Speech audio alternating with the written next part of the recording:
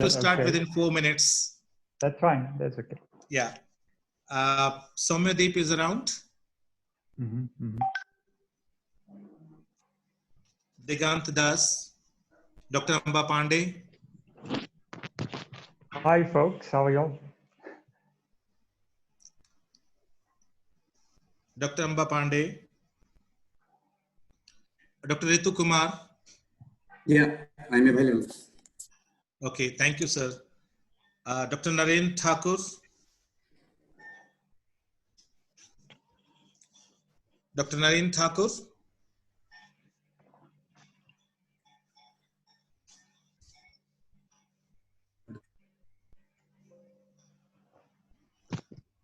See, I'll give a brief introduction before we formally start this webinar, that we have 6 speakers with us, renowned speakers with us.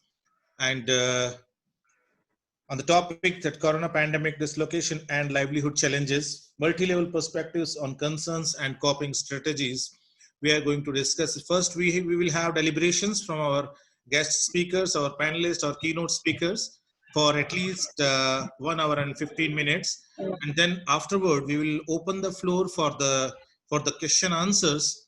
So you can text your questions in chat box. We will get from there.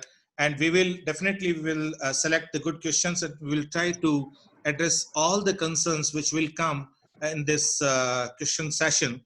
So I'm not sure that we will attend all the questions, but yes, I'm sure that we will try to address all the concerns. So very soon we are going to start. Thank you very much for joining us at right time. We have only 2 minutes with us, and after 2 minutes we are going to start.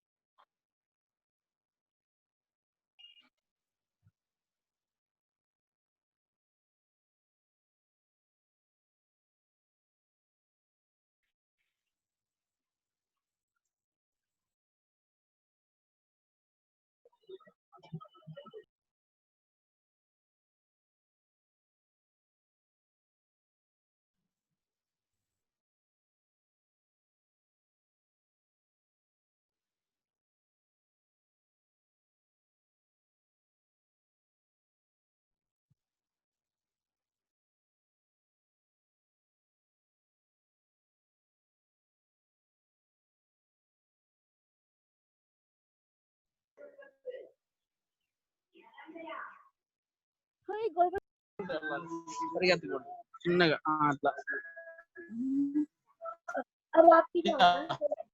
What's happening there? Sir, your voice is muted.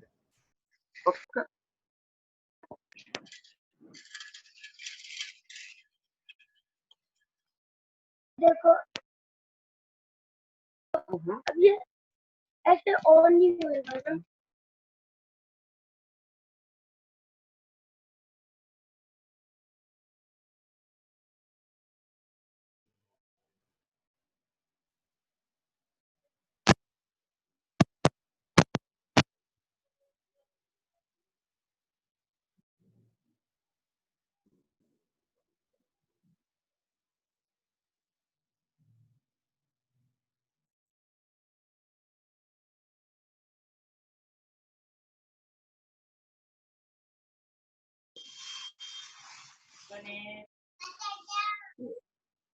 पहले कर लूँ चाहे तो ये हो ये भी डाल दिया वो ये भी डाल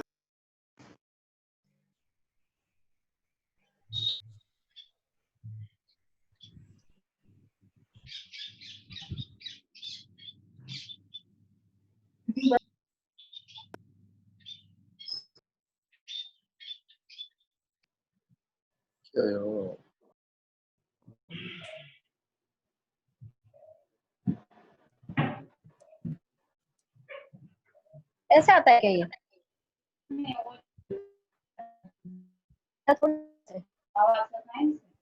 यही था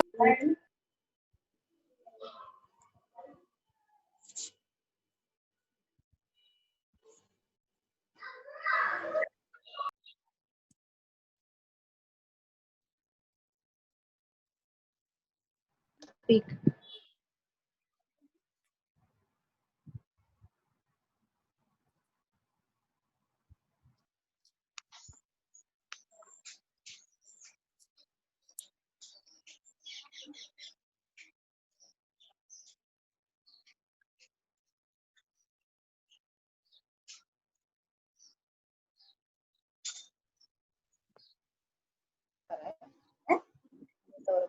आया था क्या क्या आया था उसमें यार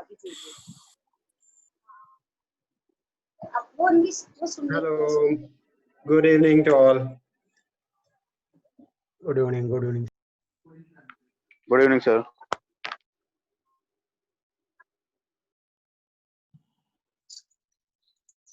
आवाज आ रही है? Sir, please unmute yourself. Jitendra sir. Hello. Jitendra sir, please unmute yourself. Hello. JD sir please unmute yourself Okay. Hello. Okay. Now fine. Sir, continue, please. Okay. So Professor Brij Maharaj is a senior professor of geography at University of KwaZulu-Natal in Durban, South Africa.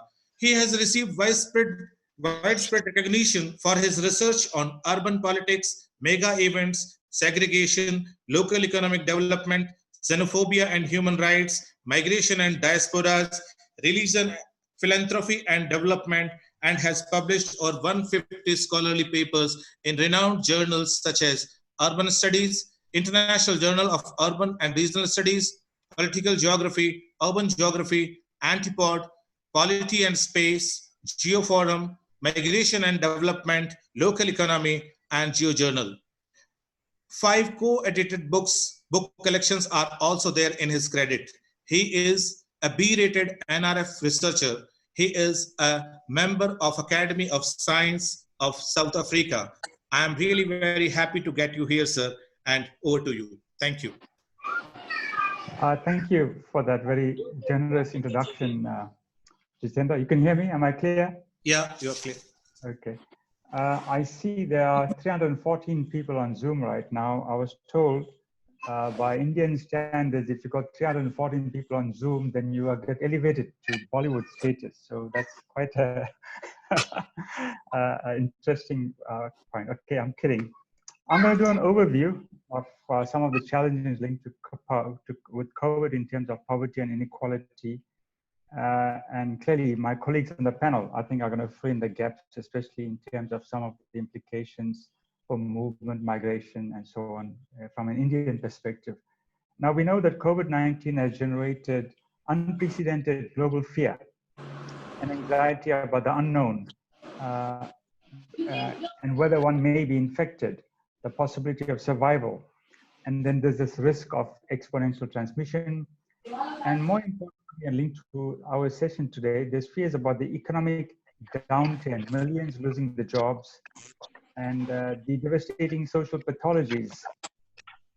The uncertainty is linked because we are, is related to the fact that we are dealing with the invisible and the unknown.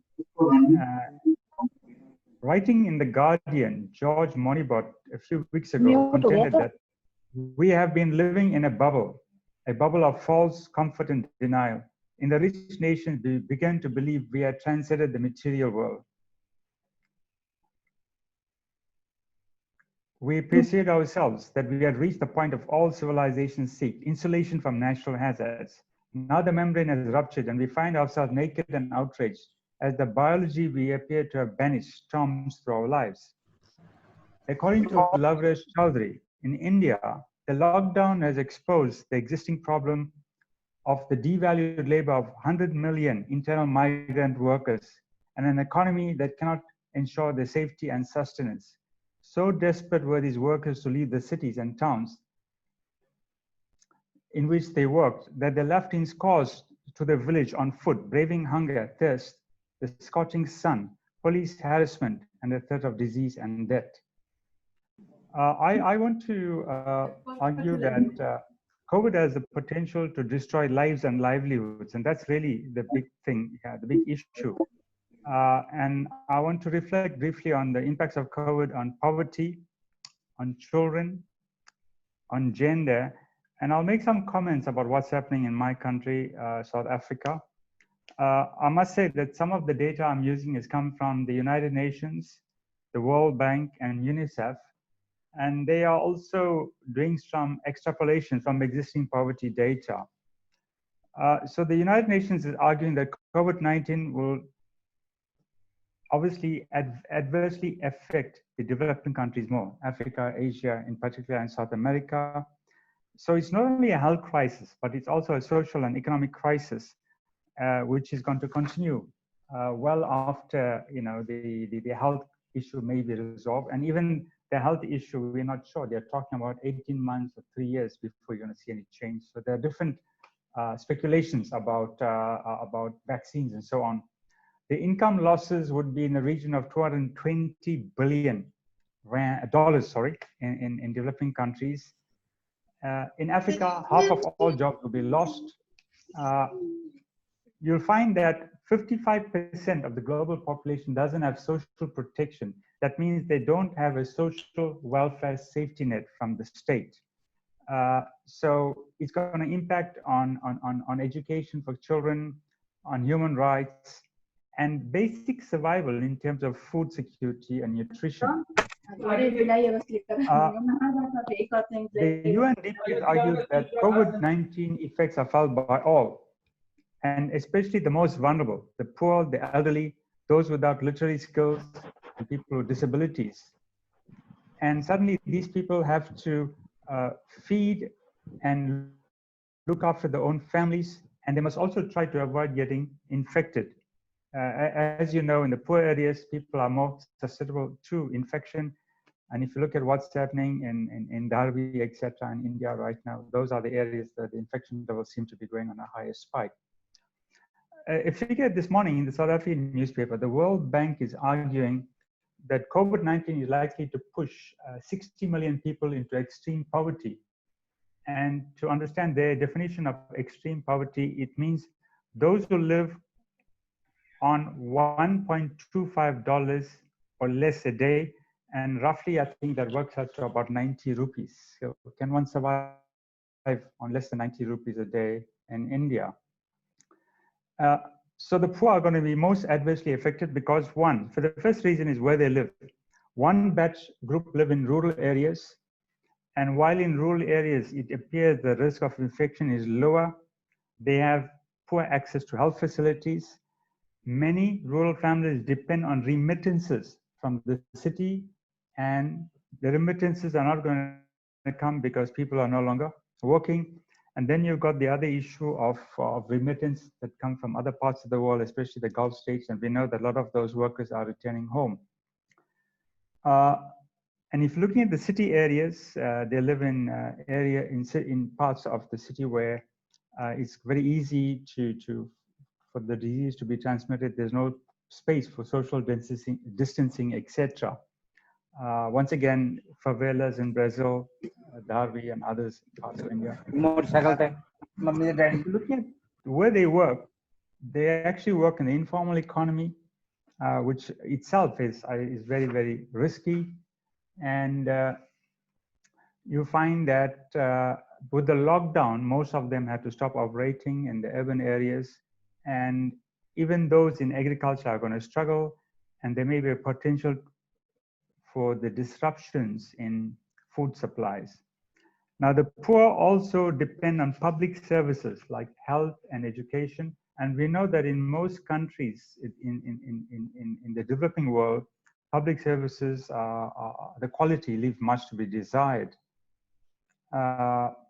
If you're looking at the closure of schools in some parts of the world, and I'm sure in India as well, they have got the positive side. There are some school feeding schemes, even in my country. And with the schools being closed, that means they were not having access to food. The kids were not having access to food. And of course, poor people don't really have savings, etc. The impacts on children, the argument here is from UNICEF, 86 million children are going to be living in households that are very poor in 2020. And they are raising issues about the vicious cycle of intergenerational poverty, where you get trapped in a vicious cycle. If you're born in a poor family, you are likely to be poor and your kids will be poor. A very vicious cycle. So these children are going to have little access to healthcare, education, nutrition, or education. Now, the gender impacts is also very important because in many developing countries, women bear a disproportionate proportion for rearing the family as well as generating some kind of income. So the international NGO called CARE has argued that women are going to be condemned to decades of poverty. They are likely to be more open to infection because of the type of work they do, domestic work, etc. Their own opportunities for work is going to be restricted. Even those who work in other jobs in the formal sector like travel, tourism, etc. The access to financial services is decreasing. And then there's a whole issue of gender-based violence. Now, under lockdown, they are forced to live with partners, etc., etc.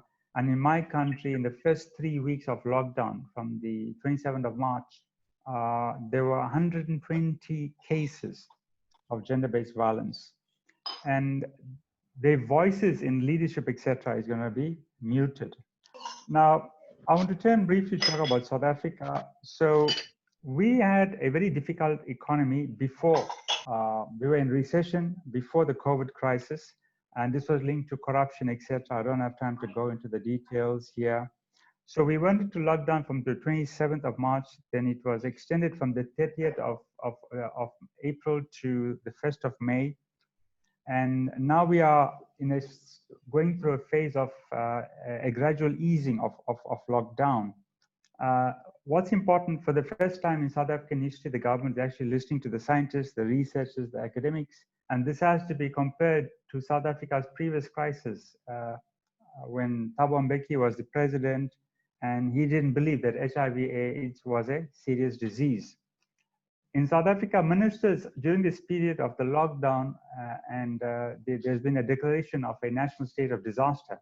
And every day on television at 10 o'clock in the morning, 2 o'clock in the afternoon, ministers are coming up to explain what they're doing to the public and are facing very rigorous scrutiny. And this is the first time this is happening in our democratic era, and even in the apartheid era, it never happened. But there are some weaknesses in what's happening in South Africa, especially in the social welfare sector. We had difficulties addressing the needs of the poor since 1994 because of corruption, and you'll find that COVID has exposed those social and economic cracks, the inequalities, etc. The race-class inequalities, the gender inequalities, the social-spatial inequalities. You cannot practice social distancing in informal settlements and overcrowded shacks. It's also insulting to provide soap for people who do not have access to water. International labor analyst Terry Bell has argued that globally, poverty is the host that facilitates the crippling, stunting, and killing of women, men, and children. So in my country, there's also a looming hunger crisis. There are 1 million domestic workers, about 900,000 wage speakers, 3.5 million elderly people, and 12 million children. These are people who have no direct support. The state is trying to provide some welfare interventions, but already we are seeing that the corrupt sector is grabbing a chunk of that. There have been predictions that there will be food riots and so on. And the food parcels are not reaching target group because politicians are trying to manipulate the distribution of food for obviously political gain and mileage. And we were arguing that the faith sector, the faith sector, the religious sector always comes in. It seemed to be far more credible. And we have been arguing that the faith sector should actually partner with the government to try to reach the poor communities. And the faith sector, South Africa is very strongly Christian, more than 80% is actively religious. And we have a smaller proportion of Hindus and Muslims, and they also are very, very generous in the philanthropic field. To conclude on a more philosophical note, so we have, amidst the doom and gloom, I think that has enveloped the world, there's a view that COVID-19 actually provides us with an opportunity. The global economic and industrial shutdown is providing an opportunity for planet Earth to rest and heal with the lowest levels of pollution in decades. And we're now being told that China has gone back to its normal production and the pollution levels are increasing. Nigerian writer Ben Okri has argued, we are deep in a new wasteland. We got here because only one kind of voice that has been powerfully heard, the voice of financial and material success. Other voices just as valuable have not been heard enough. What voices are these? They are the voices that speak for nature, for the poor, for justice, voices that are very easily ridiculed. If you look at the riots that's happening in many cities across the United States, it's also a cry for justice, poverty, and equality for those who have been disadvantaged, and one person's death has sparked that off. Can leaders demonstrate global solidarity and chart out a new path based on fairness, equity, and social justice, and translate the mantra of the Sustainable Development Goals, leave no one behind, into reality? Or will it be a return to business as usual and a continuation of the race to the bottom? The heavens are unlikely to grant planet Earth another opportunity. Thank you. Thank you, Professor Brij Maharaj, for your illustrating address, and you have thrown the light on all the aspects of this issue which we have taken for this international webinar. You have said that we have entered in invisible and unknown fearful conditions, and you have also started with this note that this lockdown has exposed the miserable conditions of the migrant workers, their safety and sustenance conditions also. As you have mentioned that the impact of COVID-19 on poverty, hunger, and livelihood challenges, and you have mentioned that the developing countries have suffered more with this, and they are entering in a social and economic crisis. As you mentioned that about 55% population does not have the social protection, and the COVID-19 has thrown the life of poor and especially the rural community in vulnerable conditions. You have addressed the gendered perspective of COVID-19 and also demarcated about the issues related to the gender-biased violence. You have given examples from the South Africa as well as from the other parts of the world. You have opened this conference in a very well fashion. Again, thank you very much. Now, thank you, Jiten. Thank you, sir. Now I request our panelist, Dr. Soumyadeep, to address the webinar. First, I will give the introduction about the Soumyadeep Chattopadhyay. Dr. Soumyadeep Chattopadhyay teaches at the Department of Economics and Politics, Vishwabharati University, West Bengal. He was associated with Graduate School of Geography, Clark University as a C.V. Raman Fellow and Department of Urban Studies and Planning, University of Sheffield as a Commonwealth Academic Fellow.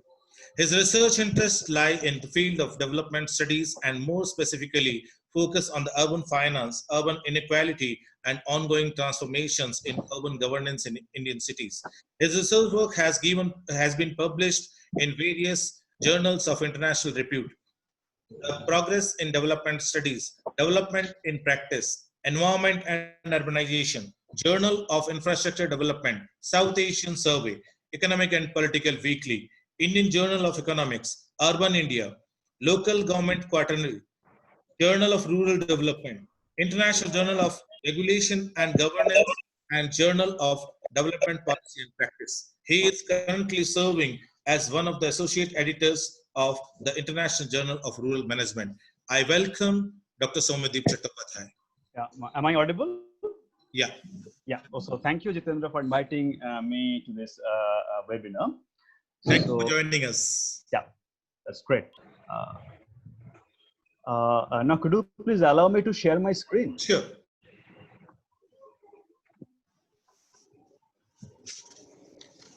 Yes.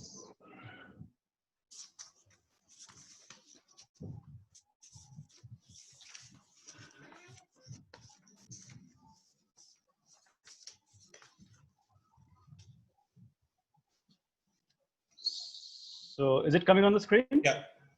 Okay, great.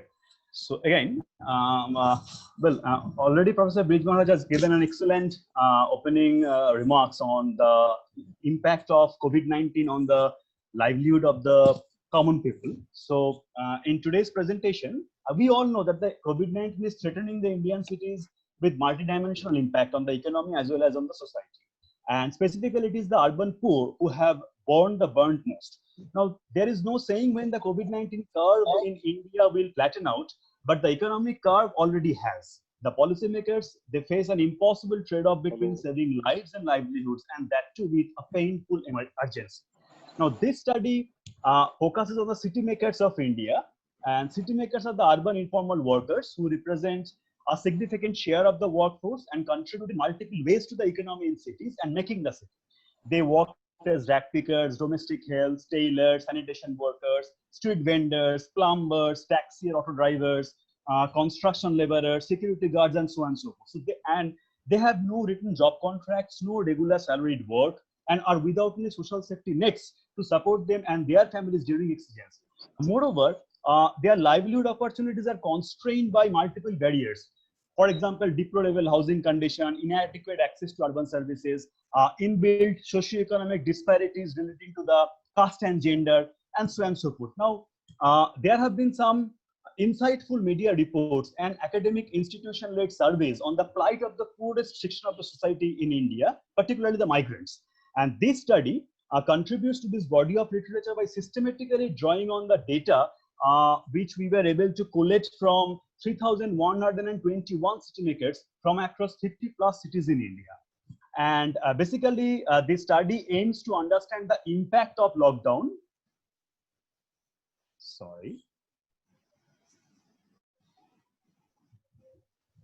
Impact of lockdown on normal life and work of the city makers. And in this today's presentation, I plan to focus particularly on three aspects. The first aspect is related to the city makers' access to urban basic services. Secondly, we examine the impact of lockdown on city makers' work and livelihood. And all we know that the central and state government have announced a slew of measures for mitigation of economic hardship of the poor people. So our third set of questions related to how the basic needs of households are being met during the lockdown. Specifically, how effective these government policy responses are in terms of awareness as well as access to them by the city makers. Now,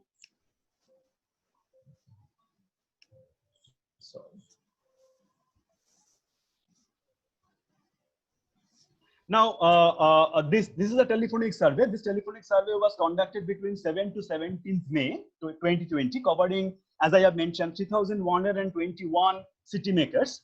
And this study was conducted and coordinated by Impact and Policy Research Institute, New Delhi, in association with Center for International Design and Planning, University of Florida. And we have received voluntary support from ActionAid India, Outline India, and some of the local NGO partners. Now, for avoiding the difficulties associated with the phone survey, we drew on the existing database of the previous studies conducted by IMPRI and ActionAid India, and the contacts provided by their local NGO partners. So our sample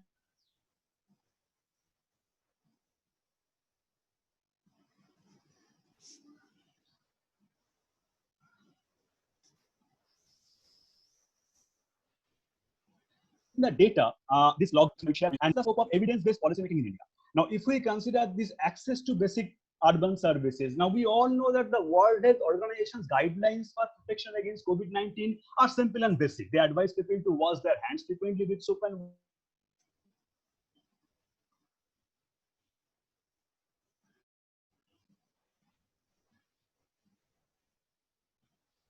accessing water is not as simple as 48% of the respondents, they had access to pipe or tap water supply.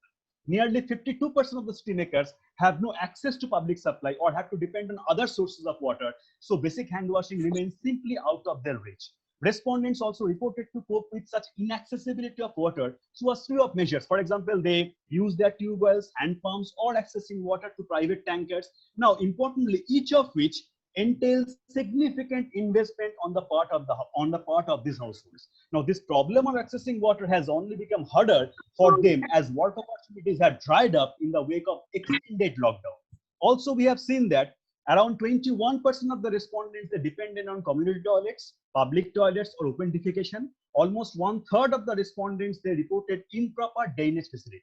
All this can lead to serious health problems, which may reduce citizenship immunity and make whole communities susceptible to further diseases. Now, in terms of living arrangement, this survey reveals that on average, 3 to 4 people resided in a single room within non-notified slum and unauthorized colonies. Now, this obviously led to congestion and practically made the practicing of social distancing impossible.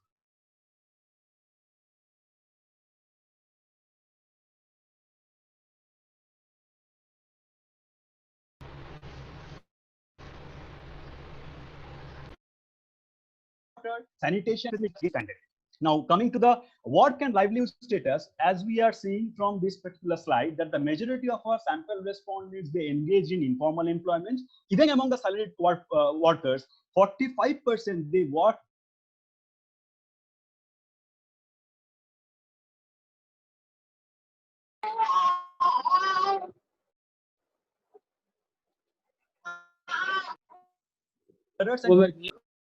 any stoppage of economic activity instantly destroys their employment and earnings. Now, here is the result. We have found that 6 out of 10 workers had lost their job during this lockdown, with the incidence of job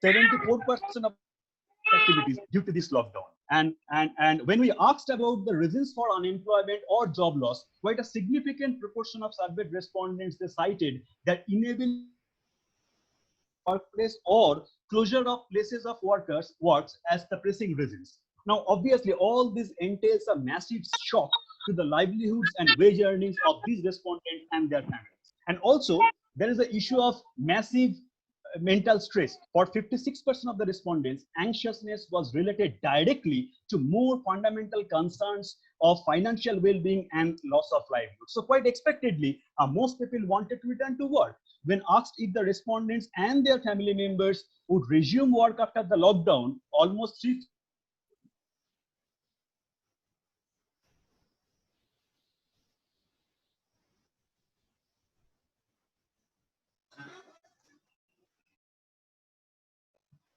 prior to lockdown, or they would look for government policies to jumpstart the city's economy via provision of certain kind of boost to local businesses, and especially the small and micro enterprises that are hard hit amid this lockdown. Now, also we know that the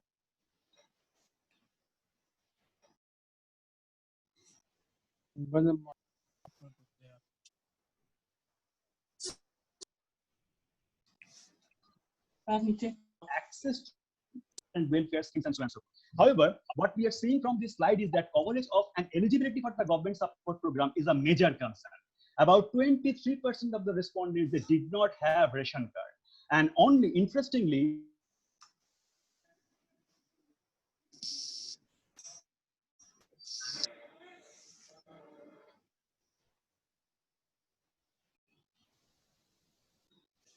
flagship public health as well as life in government have already also introduced several portals or apps. For example, we are all talking about the Aragya Setu app, and here we are seeing that about 65% of the surveyed respondents, they were aware of Aragya Setu app. Among them, only 62% they reported.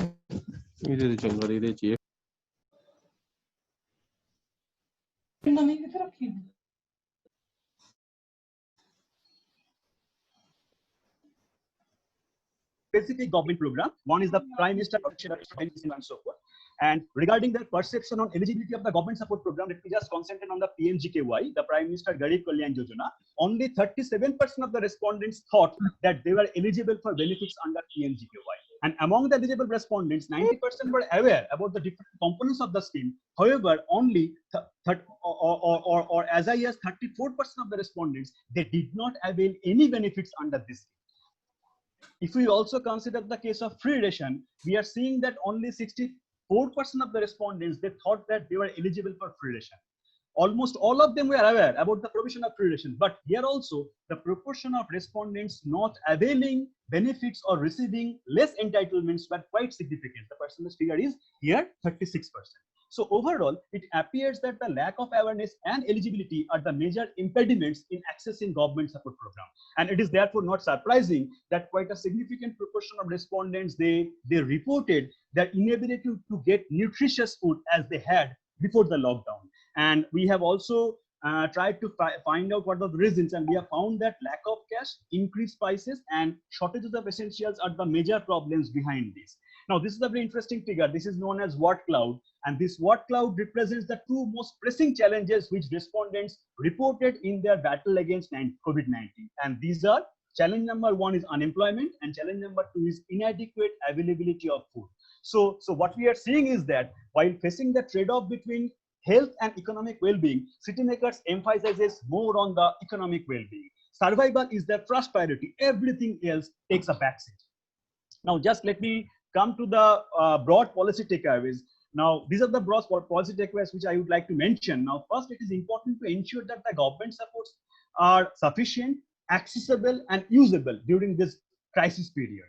We may think of certain temporary measures. For example, the e-coupon initiatives which were there introduced by Delhi governments, and this can be used to identify and distribute ration for the non-registered PDS individuals. In fact, the city maker should be allowed to prove their identity through any means available to them to access government scheme. Another option could be to think of a self-targeted job assurance program as one of the longer-term policies to address this imminent economic crisis. Surely, it would give much the needy households livelihood security during this bad time.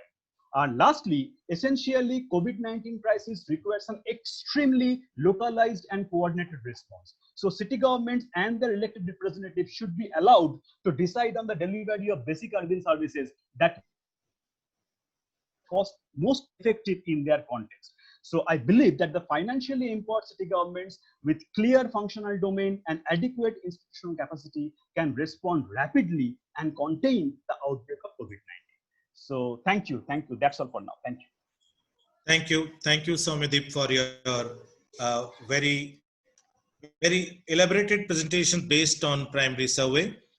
So you have elaborated on the concerns and coping strategies with the examples from India, and you have depicted that how city makers of India are now in a grave situations, and how the impact is on their immediate health and education concerns, work and livelihood, mental well-being, job loss, and availability of food.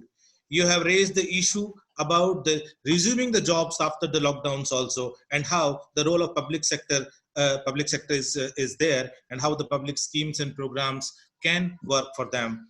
And you have mentioned that the lack of awareness about these public facilities is also graving the concern and making the situation more vulnerable. Lastly, you have talked about the measures taken by the various governments at various levels in India. And thank you for your very nice presentation. Now, I request Professor Digant, if he is around, I request Dr. Digant to start your address. Just I want to introduce you, but I just want to be confirmed that Digant is here. Okay, okay, thank you. Digant thus is Associate Professor in Humanities and Social Studies Academic Group at Nanyang Technological University, Singapore. He is an urban studies scholar. His research interests focus on relations between the production of smart cities, high-tech space making, and issues of human agency in urban South Asia, policy mobility, changing dynamics of waterscape, and issues of livability and sustainable urban development. He is currently involved in two research projects. The first examines the dynamics of waterscapes, production of high-tech spaces, and grounded realities. The second project intends to provide detailed genealogies of smart cities through in-depth empirical context of India and South Africa. Together, the strands create a cognate research agenda that draws on scholarship that has to date been largely based in the global north, in order to advance our understanding of urbanism trends in global south. He has a professional membership of American Association of Geographers, Southeast Asia Geographical Association, and the Singapore Institute of Planners. And he has received many honors and awards. He has been awarded by Ministry of Education Singapore Academic Research Fund ACRF Tier 1 grant, and elected as a chair of Regional Development and Planning, especially the Planning Specialty Group, Association of American Geographers. He has been visiting fellow at Jawaharlal Nehru University in New Delhi, and again awarded by Ministry of Education Academic Research Fund ACRF Tier 1 grant by the Singapore government. So over to Digant. Thank you, Jitendra. Am I audible? Yeah. Okay. Thank you. It was really very nice to be part of this webinar. Nowadays, we are all part of this whole Zoom webinars, and that's the new kind of reality that we all live in. But it's interesting as well, because through this, at least we are in a position to actually interact with a lot more people. This is also very kind of a new opportunity for us. But at the same time, as you all know, this COVID has brought a lot more challenges for very many countries as well, not only for India, but for the whole world as well. So let me start.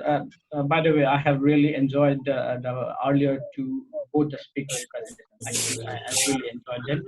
Both of them, Briz Maharaj and Professor Briz Maharaj and Professor Swarmadip, very interesting.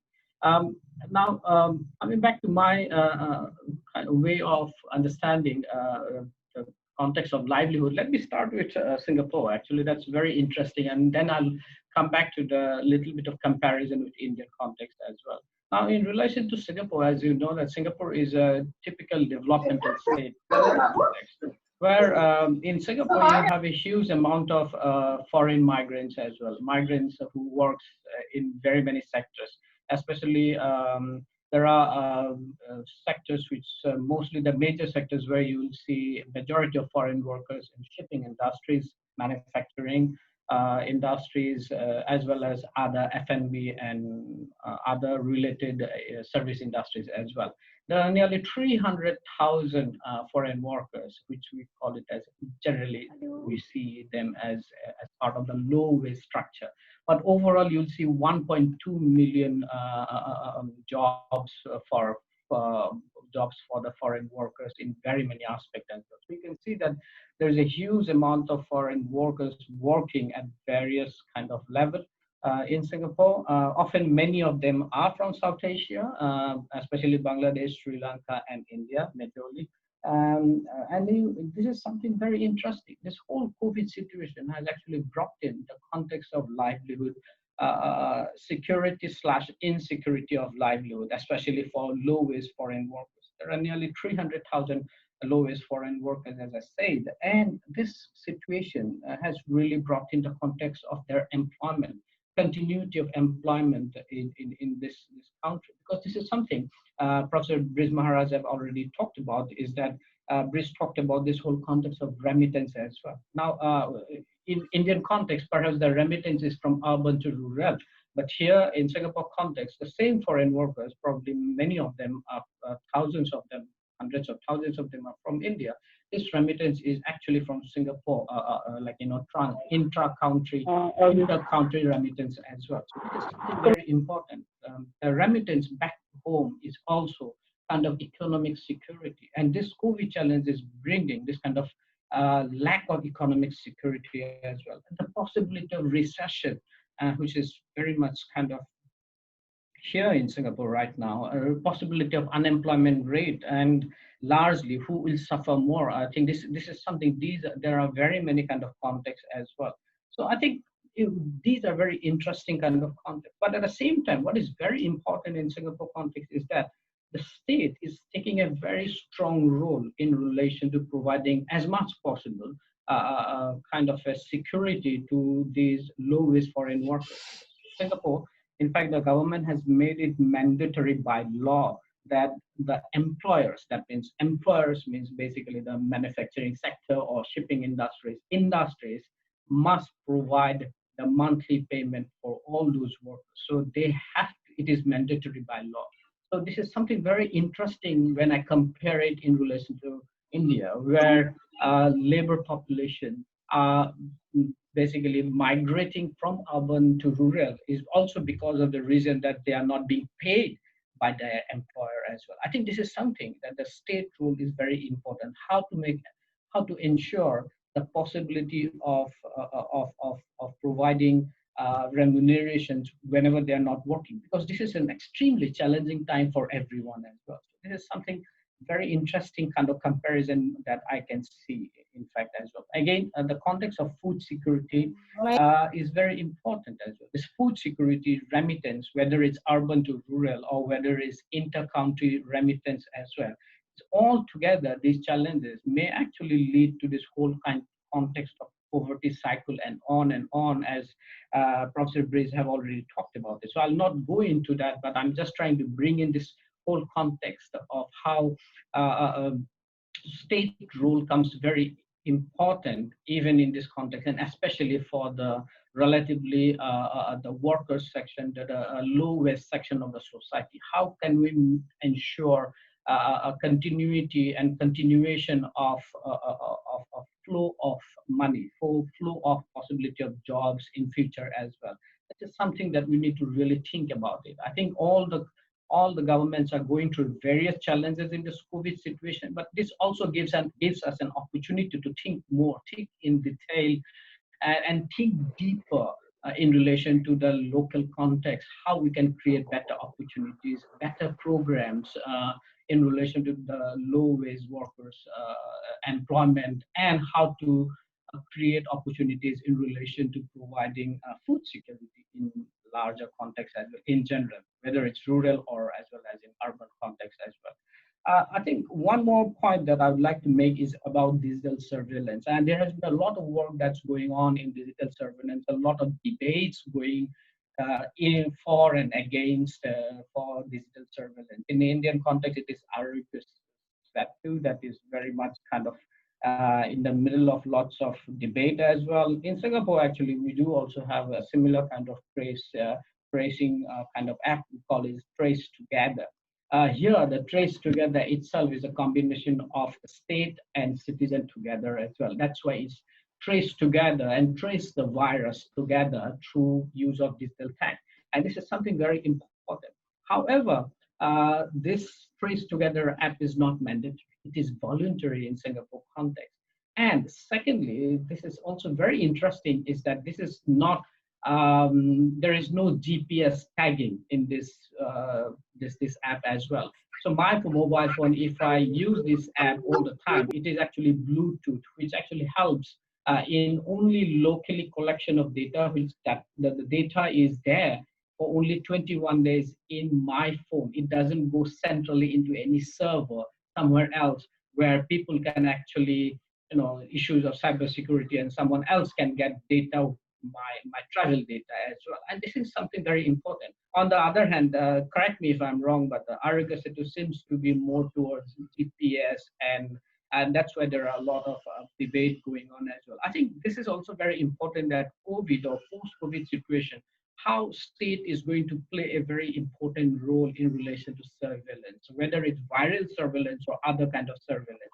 Who is going to have those data information, how we are going to use them, I think is challenging, but at the same time also provide us opportunities for democratic ways of understanding data governance as well. Ayana Datta, in her recent work, actually talked about selfie governance, where she talked about like using selfie to and sending those selfie to an app in Karnataka context, and that actually provides you information about quarantining and where the quarantined person is.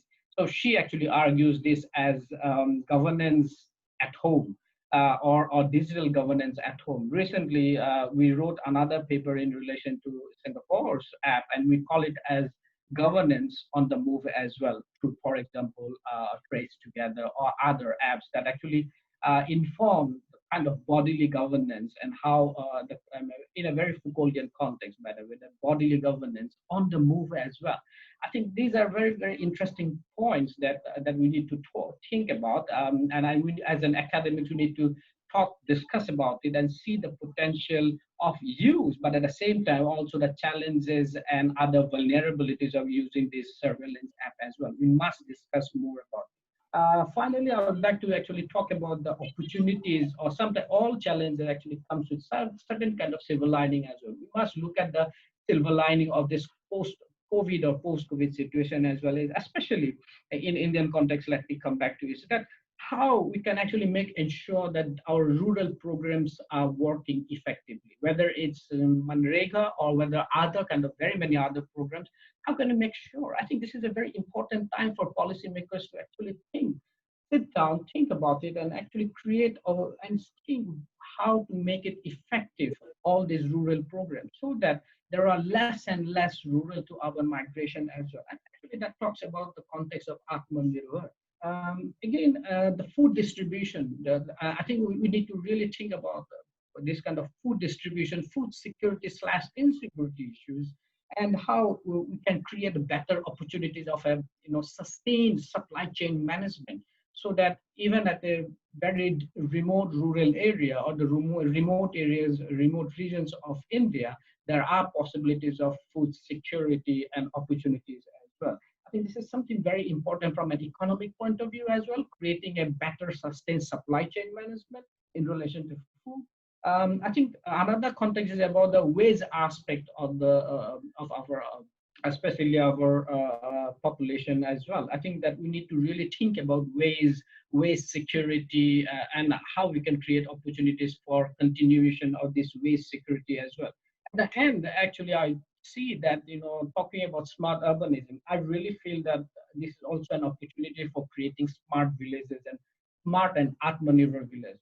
Once we have this kind of opportunity of self-sufficient and smart villages, that actually will also answer to a lot more kind of challenges that we are facing, whether in India or in other global South countries as well. And this is something very important that perhaps as an academics, we need to really think and discuss as well.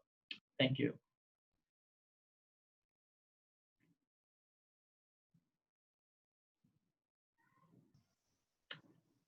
Am I audible? Thank you. Thank you, Digant.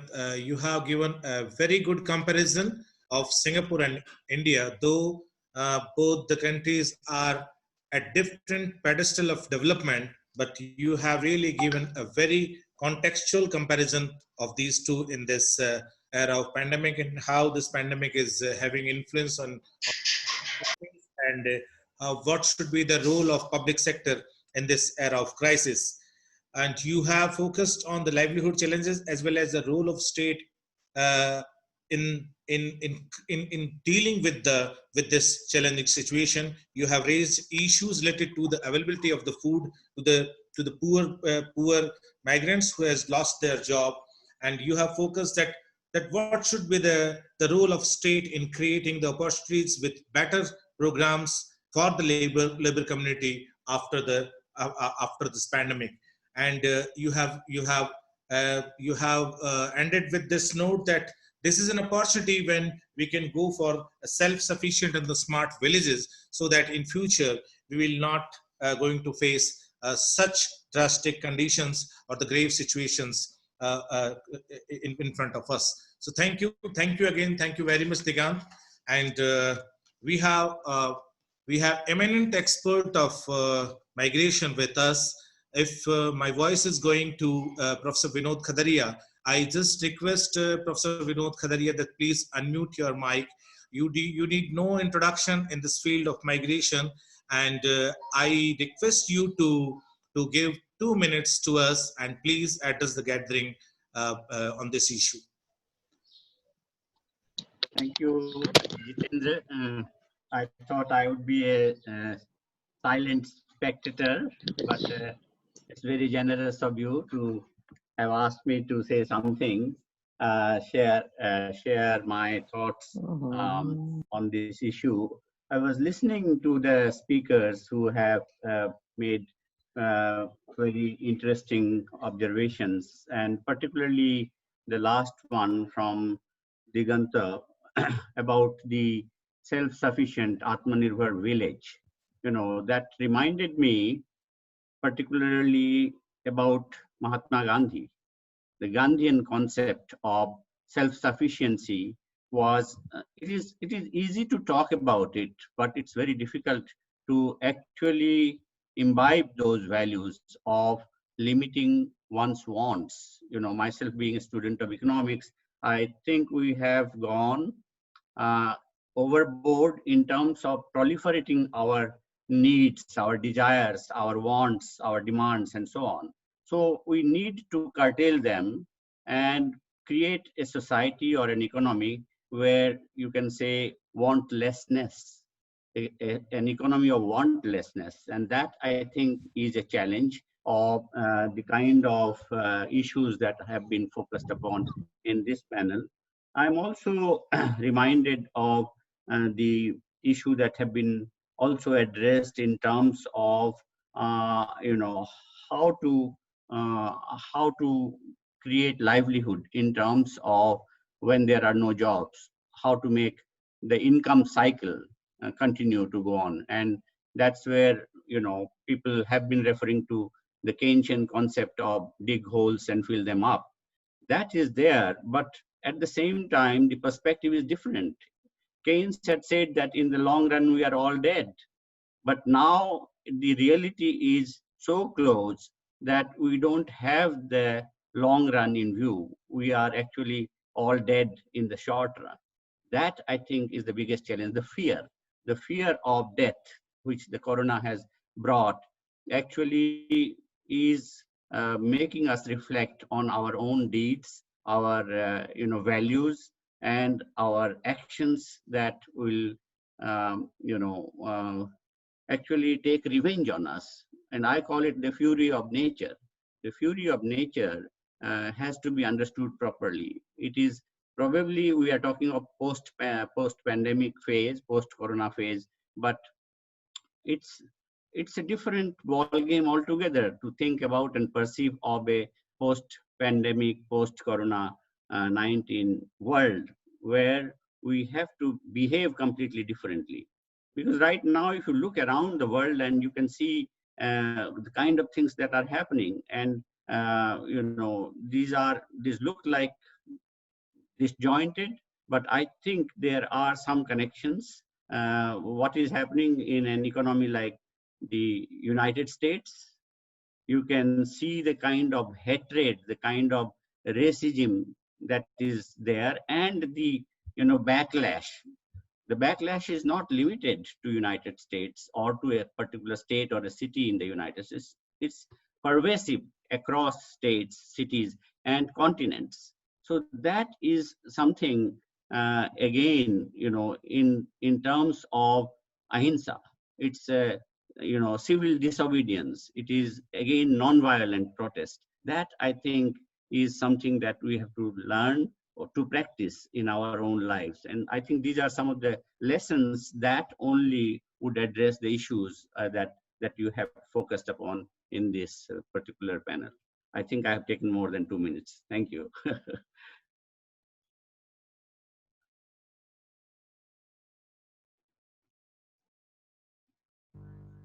Jitendra sir, unmute yourself. Thank you, Professor Binod Khadaria. Professor Binod Khadaria is retired from JNU. He has worked at various international platforms. He is like a guide, a mentor for us, for many students who are working in the field of migration. And your note on this international webinar is really very important for all of us, for giving us the direction. So thank you so much. And now I'll call another panelist, Dr. Amba Pandey. Dr. Amba Pandey is associated with the School of International Studies, Jawaharlal Nehru University, New Delhi. Her research interests include Indian diaspora, international migration, transnationalism, and Indo-Pacific issues. She has been a visiting faculty or scholar at University of Amsterdam, Netherlands, University of South Pacific, Fiji, and Otago University, New Zealand. She has done major research projects with UGC and ICSSR.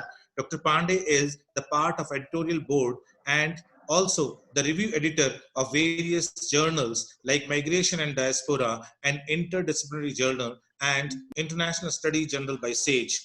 Dr. Pandey is a prolific writer and has many publications to her credit. She has authored a book on regional security in Southeast Asia and the Pacific.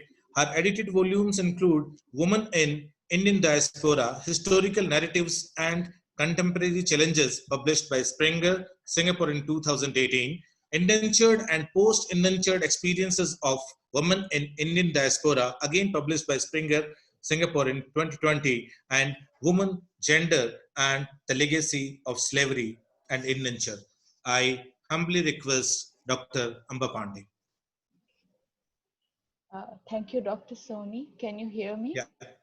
Okay. Thank you very much for having me here and giving me this opportunity to speak, especially as I can see it is an excellent panel, and I'm so happy to hear all the presentations. They are very, very enriching. So basically what I am going to do today is, it's a short presentation, maybe 6-7 minutes. Please let me know if I am exceeding my time. And so I will speak on a gendered perspective only, and especially in context of India and internal migration, mostly in case of it. Much has already been said. I mean, the stage has been set. It doesn't need any introduction otherwise also. And also you saw a survey, a very first-hand survey of how the migrants are reacting to various policies and all that. So this already, I mentioned some of these issues, but perhaps, I will try to skip the overlaps that has already been said. So, so today we know that this is the whole most serious global health problem, I think, and which has not remained as only the health problem now. It is also now expanded towards our livelihood. So initially, during the first lockdown, the whole talk was being patiently observing the social distancing and all that. But now it has gone beyond that. Now we are facing direct practical challenges of livelihood, and that's how we are here. We are talking about livelihood as much as we are talking about lives now, because so it is now related to the livelihoods, and livelihoods of whom? it is the livelihoods of the more vulnerable section of the society, you know. And that's how, you know, because for them, life means this. Life is so closely related to livelihood that if not no livelihood, their lives would be in danger. So and also we know that all the governments are adopting various measures. You know, there are country-specific measures also, but largely, you know, social distancing and lockdown has remained the major, which many of the countries have adopted. And it seems that at least at the initial stages, it really helped to actually make us aware also and understand the whole situation, and of course to prevent us. But now we are faced with this. We are, instead of, you know, flattening the curve, we see it is going vertical, and it is really something that we cannot understand what to do, how to. This, along with the fact that the livelihoods are in danger, and you know, the common people have no livelihoods. So and this migration thing, you know, when the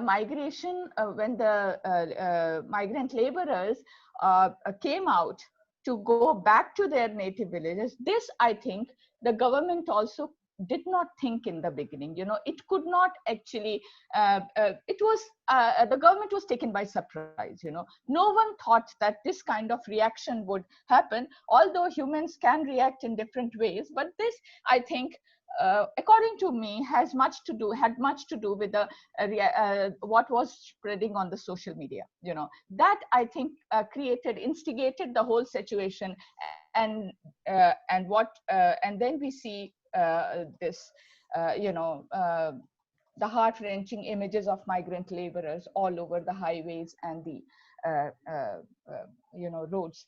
And this actually, after the second phase of extension, it started, and I mean, it became such a massive problem.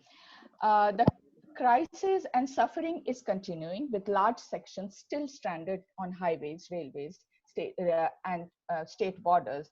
The migrants who have reached to their native places are facing another kind of discrimination, that is of being possible carriers of the virus. In the last few weeks, we have reports of widespread reaction against the migrants who are trying to enter the villages. Nevertheless, the crisis arising out of COVID and resulting into distress reverse migration, that's the term I would like to use, distress reverse migration, from destinations to the source areas, is rooted in a much deeper problem ailing the migration of laborers in India. And here I would like to expand a bit to a larger migration problem, especially internal migration that India has been facing. Now, to bring gender in this whole problem, to bring gender is certainly not aimed at segregating women from the whole problem. You know, it is about just highlighting some of the additional problems that these women are facing in this whole chaotic situation. Women do form substantial percentage of internal migration, and even if they migrate as dependents, in most cases they start working at destination. During the COVID-induced mass reverse migration, women appear to be equally participating in the process. Still, the problems they are facing are specific to them, and in addition to what others are facing. We are still not aware of the security issues that these women are confronted with while traveling on the highways or in the quarantine centers at the local level. We do hear reports of women delivering babies on the roads itself during their journeys back. There must be several other medical issues apart from the scarcity of food and water and lack of communication, etc.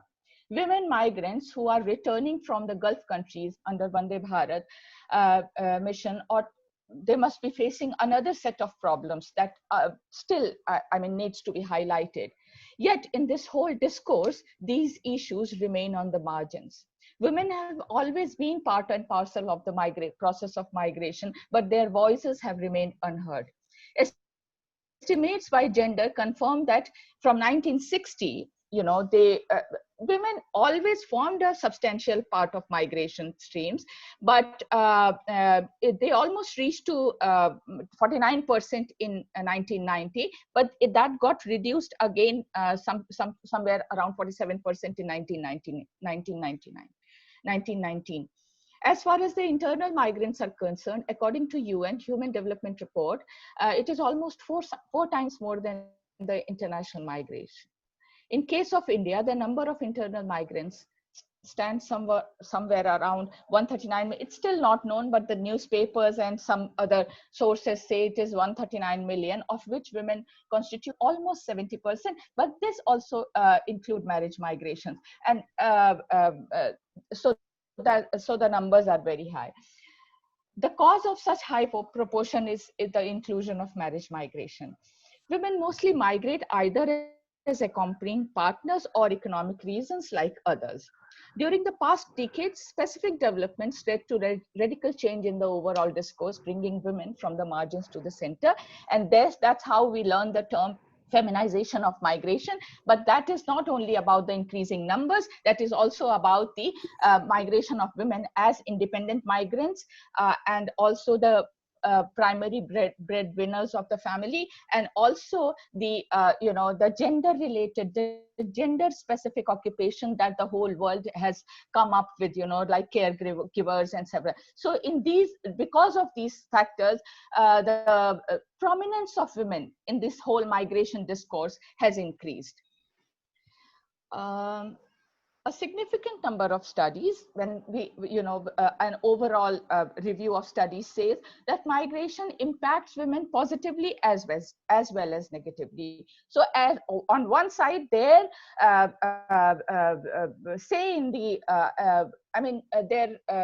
more empowered during the migration, but on the other on the other side, their vulnerabilities also increase. In India, a significant number of migrant women perform the type of work that is not related to their qualifications. And actually, it is the whole thing is about, they are being employed in the unorganized sector. And here, I say it again and again, this whole idea of protecting the laborers in the organized sector and not protecting them in the unorganized sector is completely debatable. It is, and especially in case of women, there is no difference. Almost 96% of them are employed in unorganized sectors. So what we need is their protection. And that is why this whole differentiation means no meaning as far as I can think. The present crisis arising out of the pandemic-induced reverse distress migration has alarmingly increased the vulnerabilities of women and has also deprived them of the future economic opportunities. And I strongly think so. Even in case of caregivers and medical professionals like nurses and all, you can see that they cannot visit their homes for several days. They also have to be quarantined for several days. And in that case, how they are going to take, how the future employment opportunities are going to take women is really debatable, so that vulnerability has increased. So now I come to actually what can we do about it, So as I relate to this whole problem with a larger migration problem, I also have three things to say, as far as, how the policy, the policymakers can see this, So at the first level, I think are the people who have decided to stay back at their destinations, they also have to be addressed, with proper incentivization, with proper facility of food and stay and medical facilities and other things, and especially keeping in view when the government is actually coming up with this whole economic package of reviving the small and medium industries, and so we do need labor.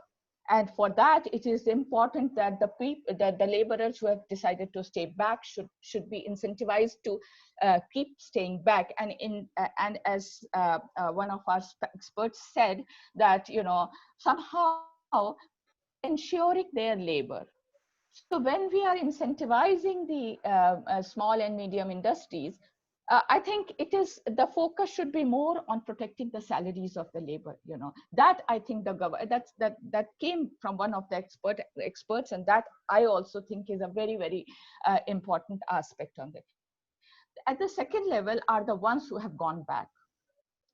They are there. They are actually now quarantining in the local schools and others, and they are facing a lot of problems with no proper food and all that, especially, and also they are quite restless there, so it is very difficult to make them stay in the quarantine centers. And that is actually one of the major problems that the local authorities are facing.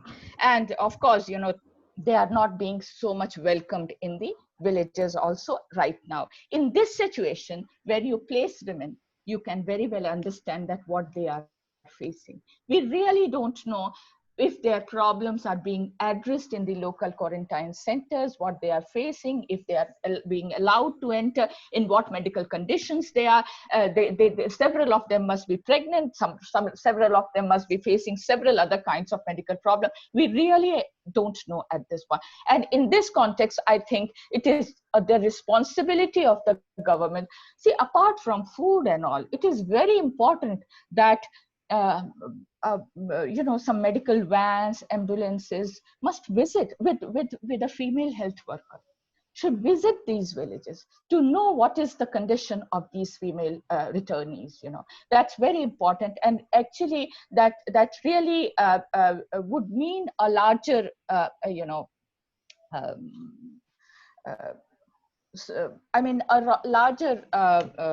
solution for the problem. At the third level, I think is the larger migration problem that India has, where there is very, haphazard or unorganized migration system, or there is no system at all, And in this regard, the present success of this app called Arogya Setu has really, encouraged me to think that there should be some kind of app or website for the Shramik,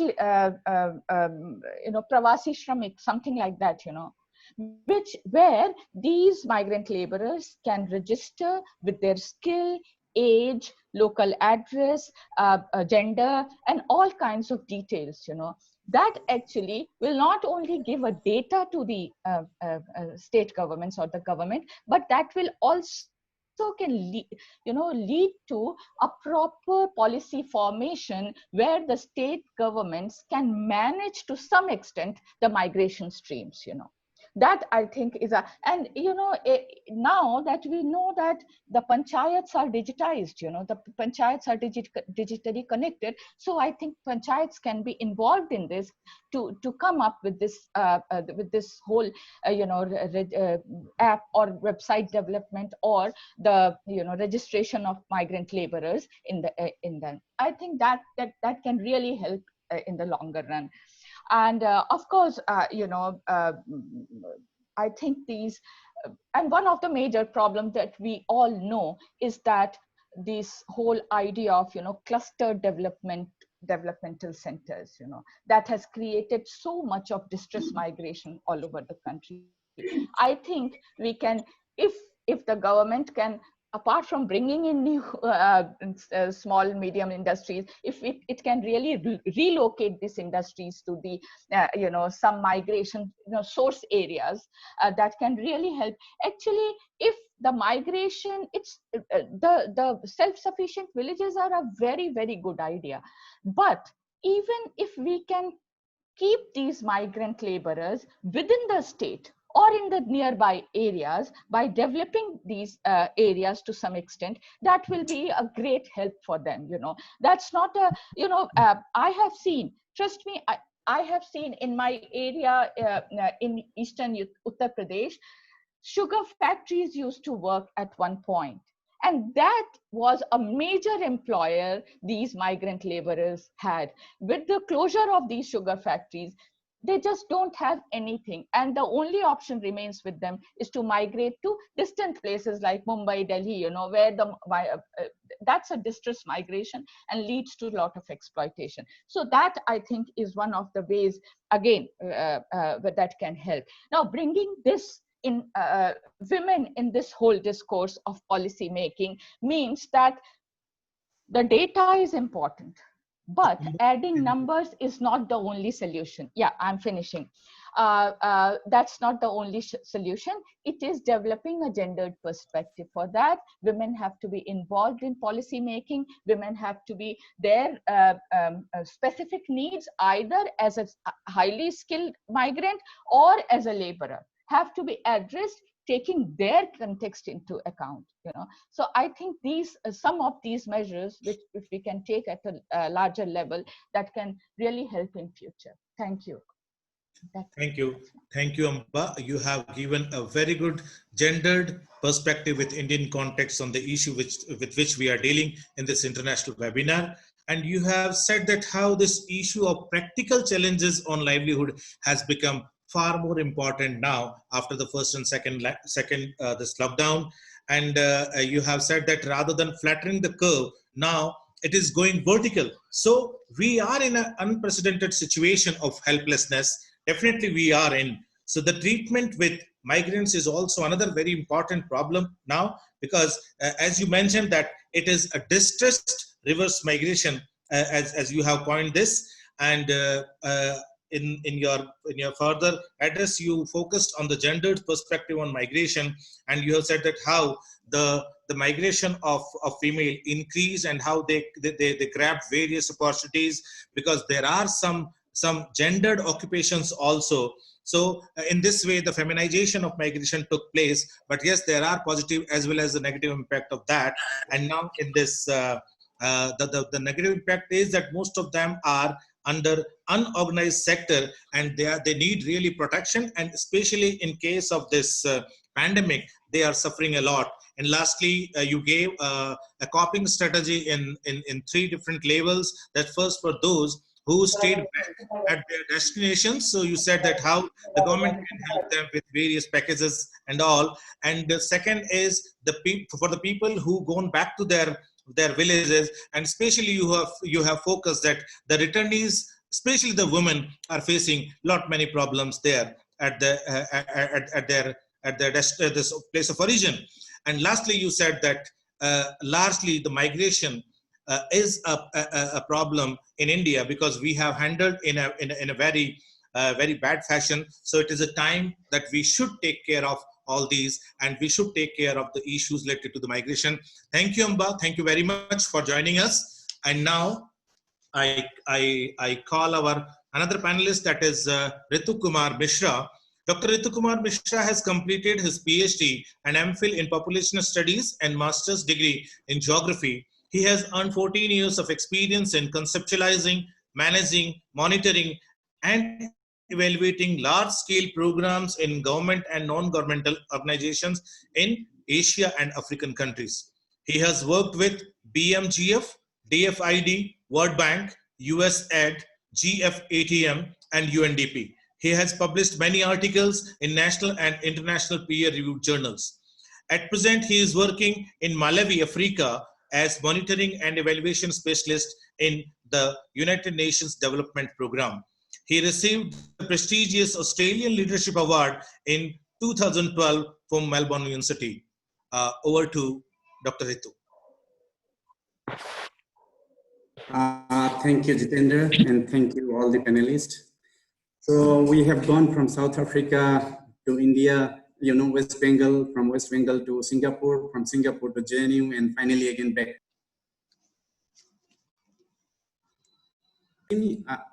Hello, are you hearing me? Yes, yes. Okay. So we are back to Africa. Some of the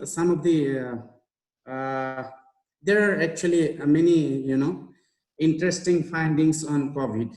First of all, why the virus emerged now? where was the virus till now, you know? It's interesting, and definitely people wants to know. So if you read the latest research, in that case, you will see that, you know, the virus has 97% of percent stain of pangolin and 3% of bat. What happened actually, you know, in Wuhan, I think all of us know that anything which moves, Chinese can eat. So, you know, what happened in Wuhan, they kept bat and pangolin together in Wuhan market, wet market. And that's how the virus developed, you know, because they never meet in nature, but, you know, since they kept together both these things, that's how the virus developed. The second, you know, question, maybe many of you want to know why it's so infectious. You might have seen, I don't know, the video is not on. So may I request to switch on the video, please? So video is on. Yeah, it's switch off. I have switched on already. It's on. We are watching you. Oh, is it? Okay, I can see only JD. So, okay. The next thing is that, you know, why it is so infectious. It's so infectious because most of you have seen the picture of the virus. It has, you know, thorns kind of things, spike. So those spikes sticks in the skin actually. And, you know, that's why it's so infectious. So once it sticks, it doesn't remove. It's very difficult to remove.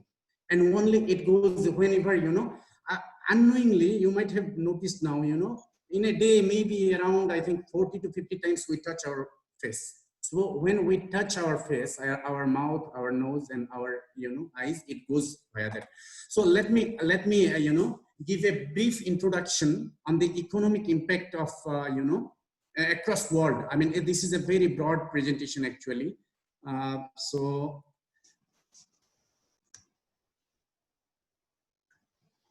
hope you can see the screen. Yeah. So I'm going to speak what is happening across world actually, not, you know, it's very macro level, you know, I mean, so that you get an idea, because, you know, we are talking from global village, we are now talking about self-sustaining village, you know, it's a complete shift. I mean.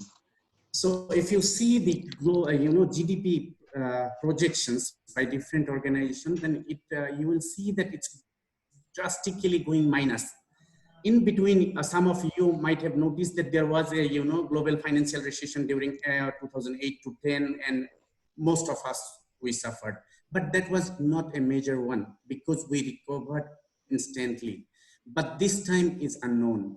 You know, if you see the projections by different organizations, then you will see that WTO, World Trade Organization, I mean, pessimistic observation is that, you know, the GDP might go minus 8.8%. And the best projection, for example, you know, the United Nations Department for Economic and Social Affairs, they have projected if the situation, you know, be good, then it may be 1.2%. So let's see, but if you go by IMF projection, then maybe it will be like minus 4%. Definitely it will be minus. I mean, those who are involved in trading, you know, I mean, share market, they have understood the condition better, I think. So, you know, till when it will fall, we don't know. It's still falling. The GDP growth rate is still.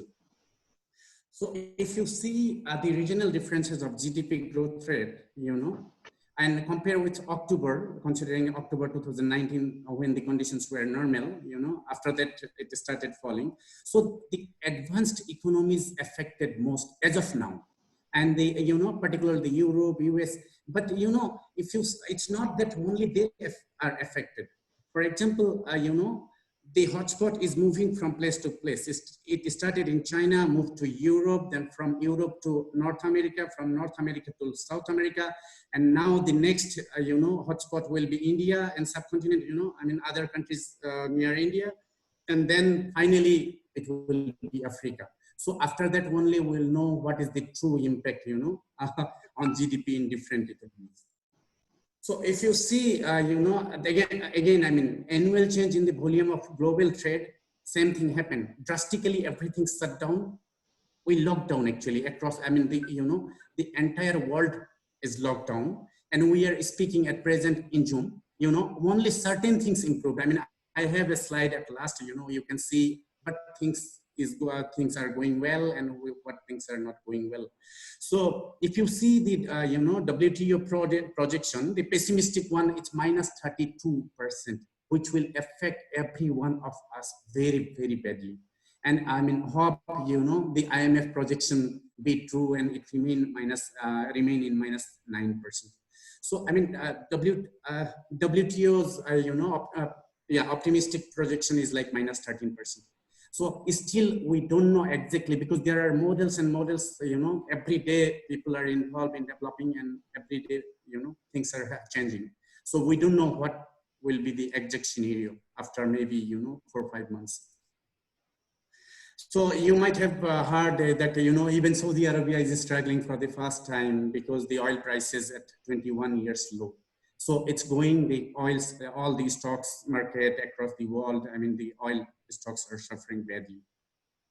So what things are going good? I mean, even if you see in any country, including India, you will see that the pharmaceutical companies are the single sector which are making money, which are going, which can be seen in good. And definitely papers and food, these three sectors are moving ahead. Most of the other sectors are going down because of the lockdown.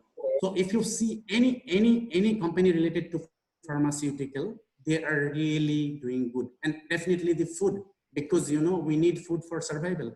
So these things are, they are only doing good. In terms of countries who are doing good, if you see, only China, I think, can survive the COVID effect, post-COVID effect. The rest of the countries will suffer like anything. So let's talk about, global poverty. We have talked definitely at micro level, how it is affecting India, how it is affecting, in fact, I mean, to some extent, the African countries. So if you see that, the poverty will increase by 0.8% to 1.5% points than what it was already projected. It is equivalent to an increase of between 50 million to 70 million. So again, if you see the other figures using different GDP growth projections and poverty baselines indicators, an increase of nearly 420 million additional people living in extreme poverty, a huge challenge to achieve sustainable development goal by 2030, which we have been talking that, removing poverty, so everything. So now we don't know, maybe we have to come up with another set of goals. So it's like unknown world, unknown, number of people going under. Everyday people are, I think somebody already, someone mentioned that in USA already almost 63 million, I think, applied for this unemployment allowance, like that. So if you see the human development, indicator, so this declined for the first time after 1990. So after 30 years, for 30 years, even during the, if you see the Human Development Index, which is mostly consists of health, education, and income, then you will see even during the recession, global financial crisis during 2007 to 9, it did not, went in minus. But for the first time, you will see that, it's declining. It's definitely, I mean, it will decline because everything is affected. The health is affected, the education is affected, the income is affected. Let's come to the things which are good in this scenario. The halt in economic activities, definitely all industries are shut down, mobility is almost nil, people are not moving, the vehicle sale are stopped. So while these are negatively affecting socioeconomic conditions, has led to an improvement in the environment. I think some of the panelists already mentioned. So I always see we have actually global software where we can see, and people just keep on posting that what was the condition before COVID and what is the condition of the sky, of the environment after COVID. So you can see that a reduction in the energy consumption and carbon dioxide emissions. So export-oriented industrialization may be less viable vehicle for recovery because we have been talking about self-reliant village or self-reliant town, maybe because as of now, it became global. For some of the equipments, one part is manufactured maybe in China, another part in Korea, and it's assembled in another country, and the country is selling it somewhere. So that became the norms of the world. But this is going to affect very badly. Now the developing countries will compel. Hello. Yeah, developing countries to rethink their growth models and strategies, because we have to be self-reliant. So digitalization, digitalization has increased across world. For example, we are talking in Zoom, and Zoom has, gained like 131%. And also, about Netflix, Amazon, so almost all these, so digitalization has been working. So education became online, increasing the disparity among rich and poor. So, rich people's children can access to everything. They are doing classes, they are scoring, they are getting online prizes. I mean, there are so many things for, but for poor people who were accessing, food also, I mean, for example, in poor countries, they go and have nutritious food in schools. So they are completely now stopped, and they are suffering, not only education, but their nutrition level also. So another good thing is that walking, running, and exercise has increased across the globe, and smoking has drastically reduced. If you speak to those, your friends who smokes, definitely will be getting data shortly. They have stopped smoking, because they think that they need a strong lung to survive the effect of COVID-19. So for the first time, almost all people have started bothering about their immunity. So everybody wants to, increase their immunity. So then, many people suffered psychologically. So we need psychological support. Some of you may be required. So in that case, you should go through the psychological, there are some online courses, psychological courses, which will help you. So people across world, irrespective of religion, started believing in science, not in, water from temple, church, or mosque. So everything is closed. So for the first time, people have started that, okay, there is science, and we are all human beings. We don't have any difference. We all are suffering, rich, poor, Christian, Muslim, Hindu, Sikh, everyone. So the most affected are, the daily wage earner, the gender, as our previous panelist has spoken in detail. For example, there is a huge increase in gender-based violence, because the husbands are most of the times inside the house, getting irritated, worried about the income, worried about the job security, worried for everything. The children are affected, mostly the, the poor children who can't go to school to have their meal, and who can't have their, definitely the education is completely stopped in government schools. And definitely sick people are more vulnerable, because sick people are affected. And that, almost 85% of the total deaths across the world is happening to these sick people and the old population. That's why the death was very high in Italy. If you see if you do the data analysis, then you will understand that most of the, in fact, European countries are suffering because of, diabetes, because of their age. As WHO is saying, we might have to live with COVID-19. You might have heard him a few days back. He said that, we might have to learn how to live with COVID, because as of now, I just want to update your knowledge that there are almost 150 vaccines by different pharmaceutical companies, different, research agencies, and they are doing clinical trial on human beings. But, even if they do the clinical trial, to allow, because WHO has to allow it, I mean, they have to prove it. Once the country, approve it, then again, it will go to WHO. That's a process. I mean, WHO has to approve it, and then it will be produced for mass production and consumption across the world. So it might take time, more than 1 year. So that's why we have to learn, to live with COVID. Definitely, over a period of time, we will be developing immunity. Yeah, I am completed. I have completed. Jikomo Kwambiri, this is the Chichua language. Thank you very much. Move the slides, please. Hello? Sir, move the slides, please. Yeah, you have not seen the slide? No. No. Hello? Yeah. Yeah, So this was the last slide. Okay. Can you see? We are only able to see the first slide. Okay, surprising. We are able to fresh light only.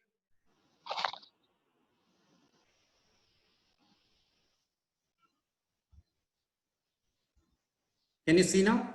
Not exactly, but no. Please wind up, sir. Okay, was the last slide, and thank you very much for the opportunity given to me, and thank you all panelists and also the audience who has listened. Thank you so much. Thank you very much, Dr. Ritu. You have really gave a good perspective of the scenario of COVID-19, dislocation and livelihood challenges. And you have started with your presentation with how the virus is so infectious and it has infected the entire economy of the world. So we are really thinking about the complete reversal from the global village to the self-sufficient village. You are focused on the global economic scenario and how this is changing so fast, and how the regional difference we can see in the fall of GDP growth rate. First, it has hit to the developed pockets of the world, and now moving to the other parts of the world. So you have also mentioned that how poverty is increasing and the new people are falling in the gamut of poverty now, and posing the huge challenge in front of the various governments. You also mentioned about the digitalization, that how digitalization is increasing and how it is creating the digital gap between the rich and the poor, and how the poor community is taking the advantage of this socially. You gave the example of the education sector. And you have also mentioned about the health and immunity issue, and you have mentioned that how this bad habits are, people are losing because people are more aware about increasing their natural immunity to fight with this with pandemic. And also you have mentioned that we need a kind of psychological support to deal with.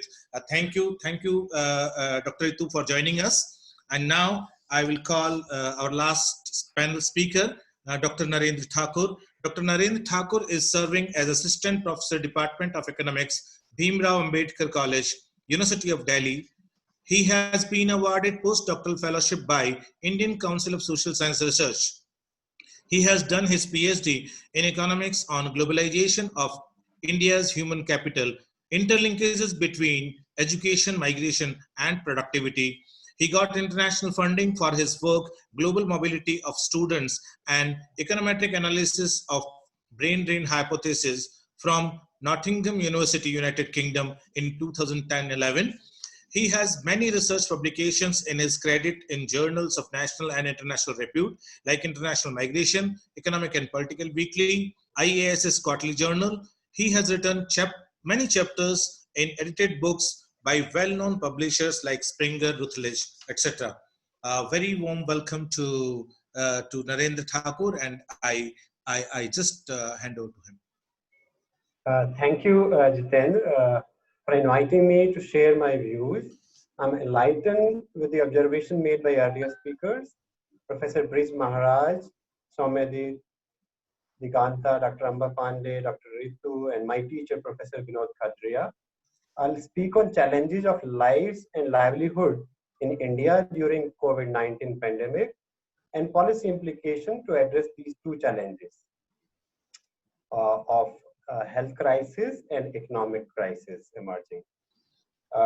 COVID-19 pandemic has exposed the structural fault lines of global economy, especially of the last 40 to 45 years of the neoliberal capitalism. The COVID-19 virus is the result of excessive appropriation or destruction of nature and human lives, discussed by many speakers here, while undermining their metabolic rate. For extracting profit via the capital accumulation, the encroachment of natural habitat of the animals led to the transmission and mutation of the viruses like Ebola, SARS, and now this virus COVID-19. Health professionals, scientists, epidemiologists are expecting more such and severe viruses if the natural pace of human and nature is not sustainably procured, developed, and maintained in the national economies as well as at the global level. The greed for more profit and wealth through expansion of global and private finance capital has also increased the human mobility.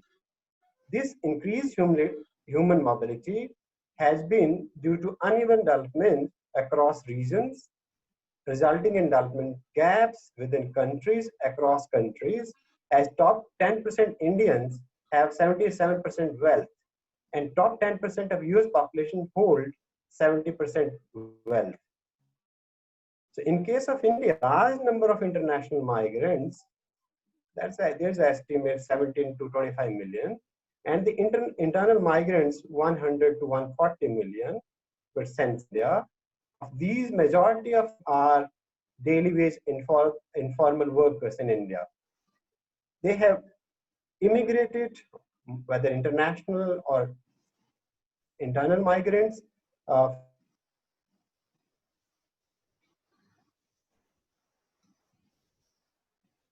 It is stated by ILO that COVID-19 crisis can push 4 million workers, 90% of India, deeper into poverty and hunger. One CMI data, 130 million workers lost their job in the months of April, May 2020. During the nationwide lockdown initiated by the Union Government of India, it is unplanned to tackle the COVID-19 pandemic because of three administrative loopholes on the part of governance. First loophole, by not realizing the intensity of the forthcoming threat and not being stringent testing, tracing, or tracking of early lot of international migrants at the airports, which resulted in the spread of virus across the country. It was found that only 20% testing was conducted for the returned international migrants, and 8 million approximately international migrants returned to India. Second loophole related to the ignorance toward the plight of internal migrants, as discussed by Dr. Amba Pandey, as the government could have arranged safe return for the distressed internal migrant and informal workers before or at least in the early phase of lockdown. Presently, due to unplanned lockdown, the sending states of the migrants, Bihar and UP, are made to bear the brunt. The share of the return migrants of COVID-19 cases in Bihar is recorded at 82% on 2nd June 2020. The third loophole is the lower 1 to 2% of GDP as fiscal share in the announced Modi government economic package of 10% of GDP for the support of food and health crisis, and 8 to 9% of GDP as monetary or credit policy measures, ignoring the Keynesian economics of expansionary fiscal policy in the times of severe crisis of COVID-19 pandemic. Here, along with these issues, I would like to share some challenges emerged in India with reference to the double crisis: lives, that is health crisis, and livelihood, that's related to economic crisis. And later, the strategies or policies prescribed for the Indian government to address efficiently these crises in COVID-19 pandemic. So I'll elaborate here three challenges for Indian healthcare system. First, of course, speakers talked about this, to flatten our curve, and now it's going up to vertical. So we have to flatten the curve. For that, we have to increase the doubling rate. Right now, the doubling rate of COVID-19 in India is 14 days. So it means within 14 days, that number of cases is doubling. You can compare, with Brazil, that's a 13 days, but in the US it's 35, Russia 20, United Kingdom 35, Spain 56, Italy 55, and Germany 54. So we have lower or lowest the doubling rate of COVID cases. Second, to increase, of course, recovery rate if we want to flatten the curve. Right now it's 48%, but we have to increase the recovery rate further. To reduce number and growth rate of fertility. Right now it's lower, but we have to reduce the numbers in coming days. That's the first challenge I'm talking about. Second challenge, lower testing in India. If we can take the data of WHO, then it's 2.7. So 3 per 1,000 person is the testing undertaken by our healthcare system. If you're comparing this number, then in Denmark it is 96, in Italy is 65, in Canada is 46. So why there is a lower testing? Due to poor health infrastructure. We know about that. 0.8 doctor per 1,000 in India and 1.2 nurses per 1,000. However, WHO norm is three nurses per 1,000. Even the number of beds is lower. Even an important point, total health expenditure is very low. It's around 1% of public health expenditure. And third challenge in our health crisis in India, top-down approach adopted by the union government with the use of limited knowledge of experts and bureaucrats, and poor release of data related to COVID-19. And 5 economic challenges I can elaborate here. Concentration of COVID-19 cases mainly in megacities and developed states. 80% cases we are finding in developed states or megacities like Delhi or Mumbai, and we are finding developed states Maharashtra or Delhi or Karnataka or West Bengal. But in now there's a data coming up that return migration is there now in Bihar and UP. The number of COVID cases are increasing. Second economic challenge is here, lower GDP, and that is explained by Jitendra, that right now in first quarter, 3% of was the GDP growth rate, but now we're expecting a negative growth rate in second quarter of 2020. Because of disturbed supply chain, as per this discussion by Professor Breeze, due to the adverse effects of shutdown of economic units, due to the economic pandemic and the lockdown, there's lower demand because of higher unemployment rate. And unemployment rate in India is 27%. And 120 million people or informal workers lost job in April 2020. So there's an increase in supply in rural areas. There's a challenge of return migration and displaced migrants, lower supply of labor in urban areas due to return migration. So these are the challenges coming up and affecting here the demand. And with higher number of return international migrants, we're finding here lower remittances, lower export of IT and ITS services, and that will lead to in coming days increasing trade deficit for India. And we are finding here declining prices of primary products, and that will lead to increasing external debt for India. So with these health crisis challenges and economic crisis challenges, I'll put here policy implication to be addressed by state or central governments. Even these governments can have lessons from Kerala government, or even those countries flattening the curve of COVID-19, Korea, Germany, or Taiwan. So according to me, there can be immediate policy to achieve sustainable healthcare ecology and economy in coming days. So I'll put forward here 3 immediate policy to counter health crisis in India. First one is there's a need of increase in public funding to healthcare. And many economics, even health care professionals are recommending this. It should be 5% of GDP, which is only 1% right now. So we have to increase public funding. For that, we can expand 4 Ts.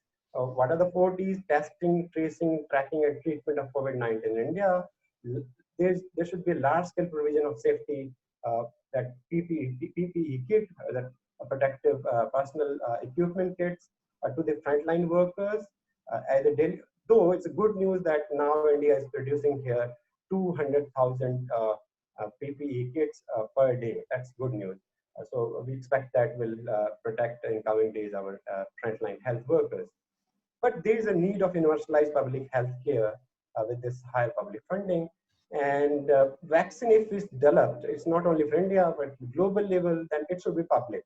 And it should be for global public good rather than any private sphere is there or private good. Second policy implication to contain health crisis, decentralize the healthcare work from center to state as per the cluster-based approach.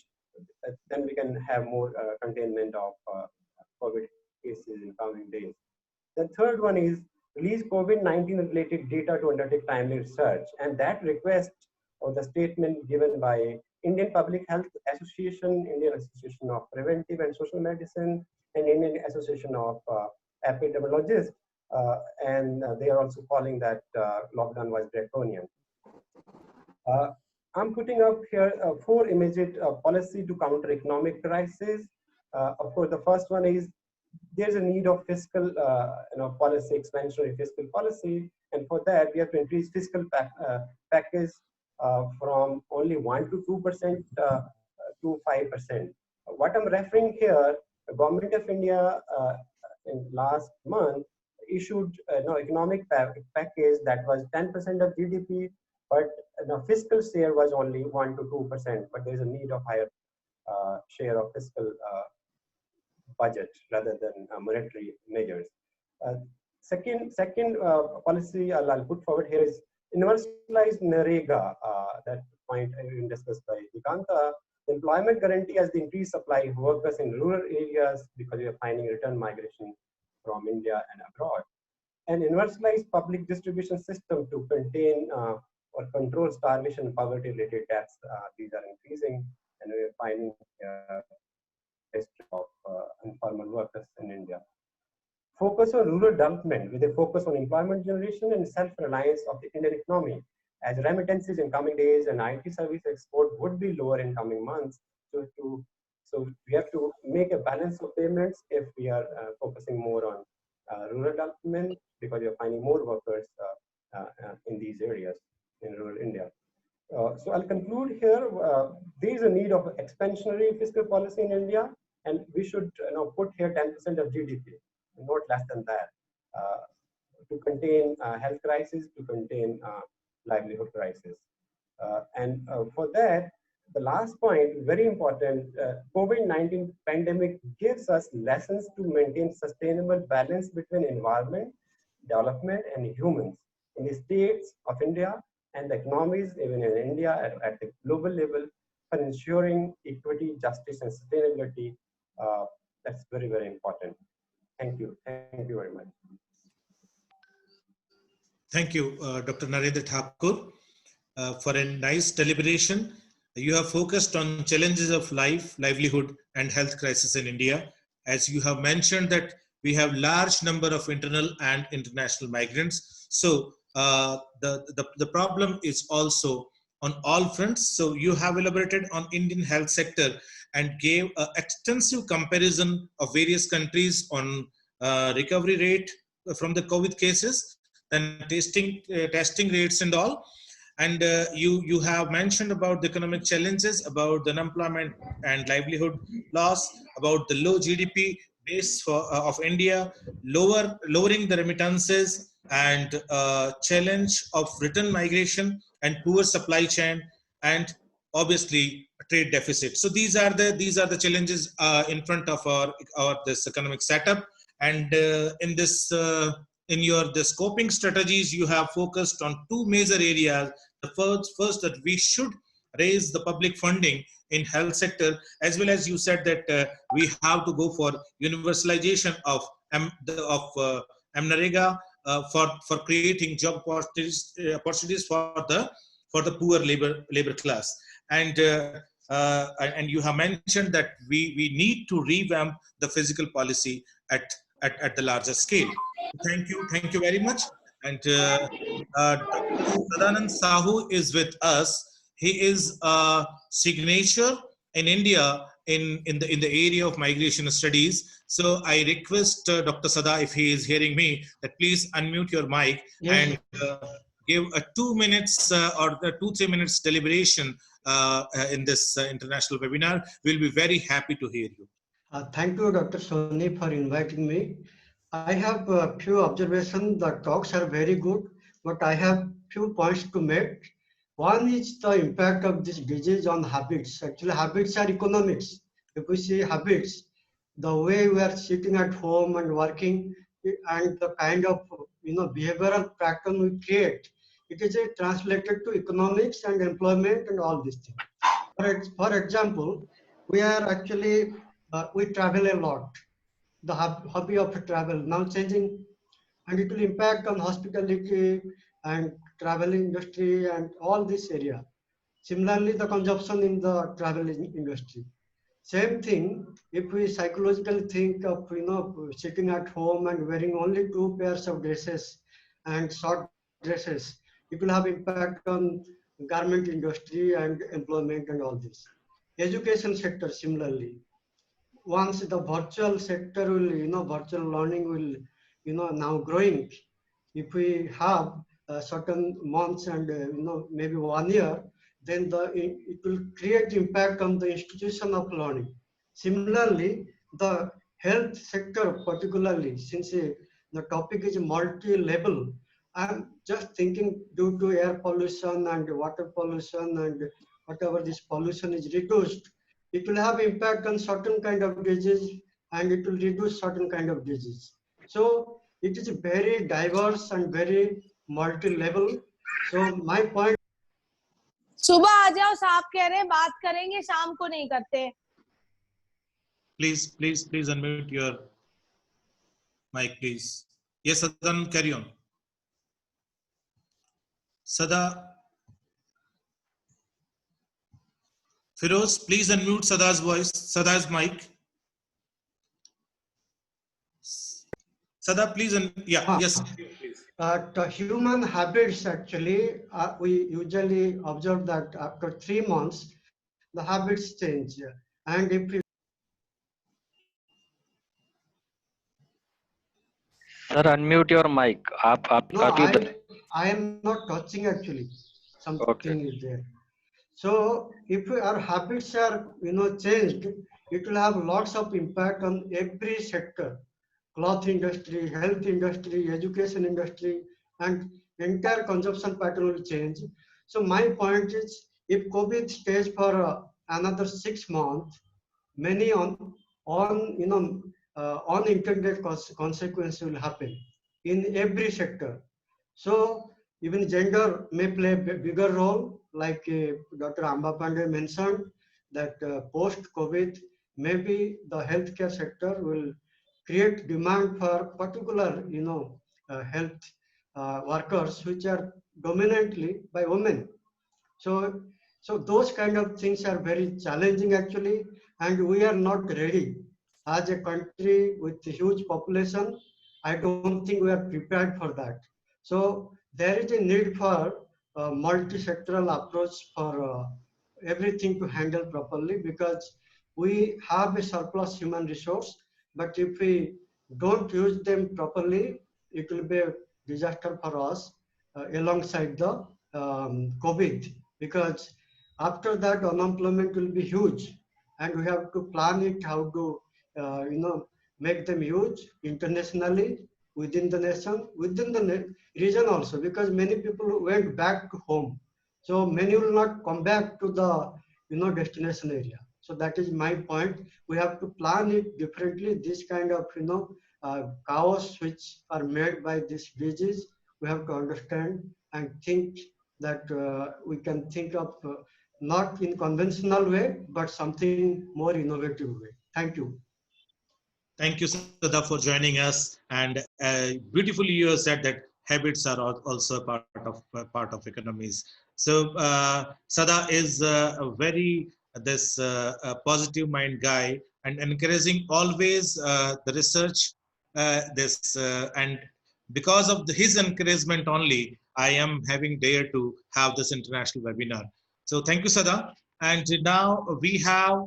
It's very good that still we have more than 350 this participants in our room. I'm really happy that a very big chunk of people relied on this platform and they remained with us for the entire 2 hours. Now it is about to 7:30, so I'll take only 15 minutes for question answer. We have huge questions, but for the specific questions, we can say one thing, that participants can email to us and we will email to the panelists and get the answer later on. I'm here. I'm only taking few questions, and I request to the panelists that please give the answer in 1 minute or two.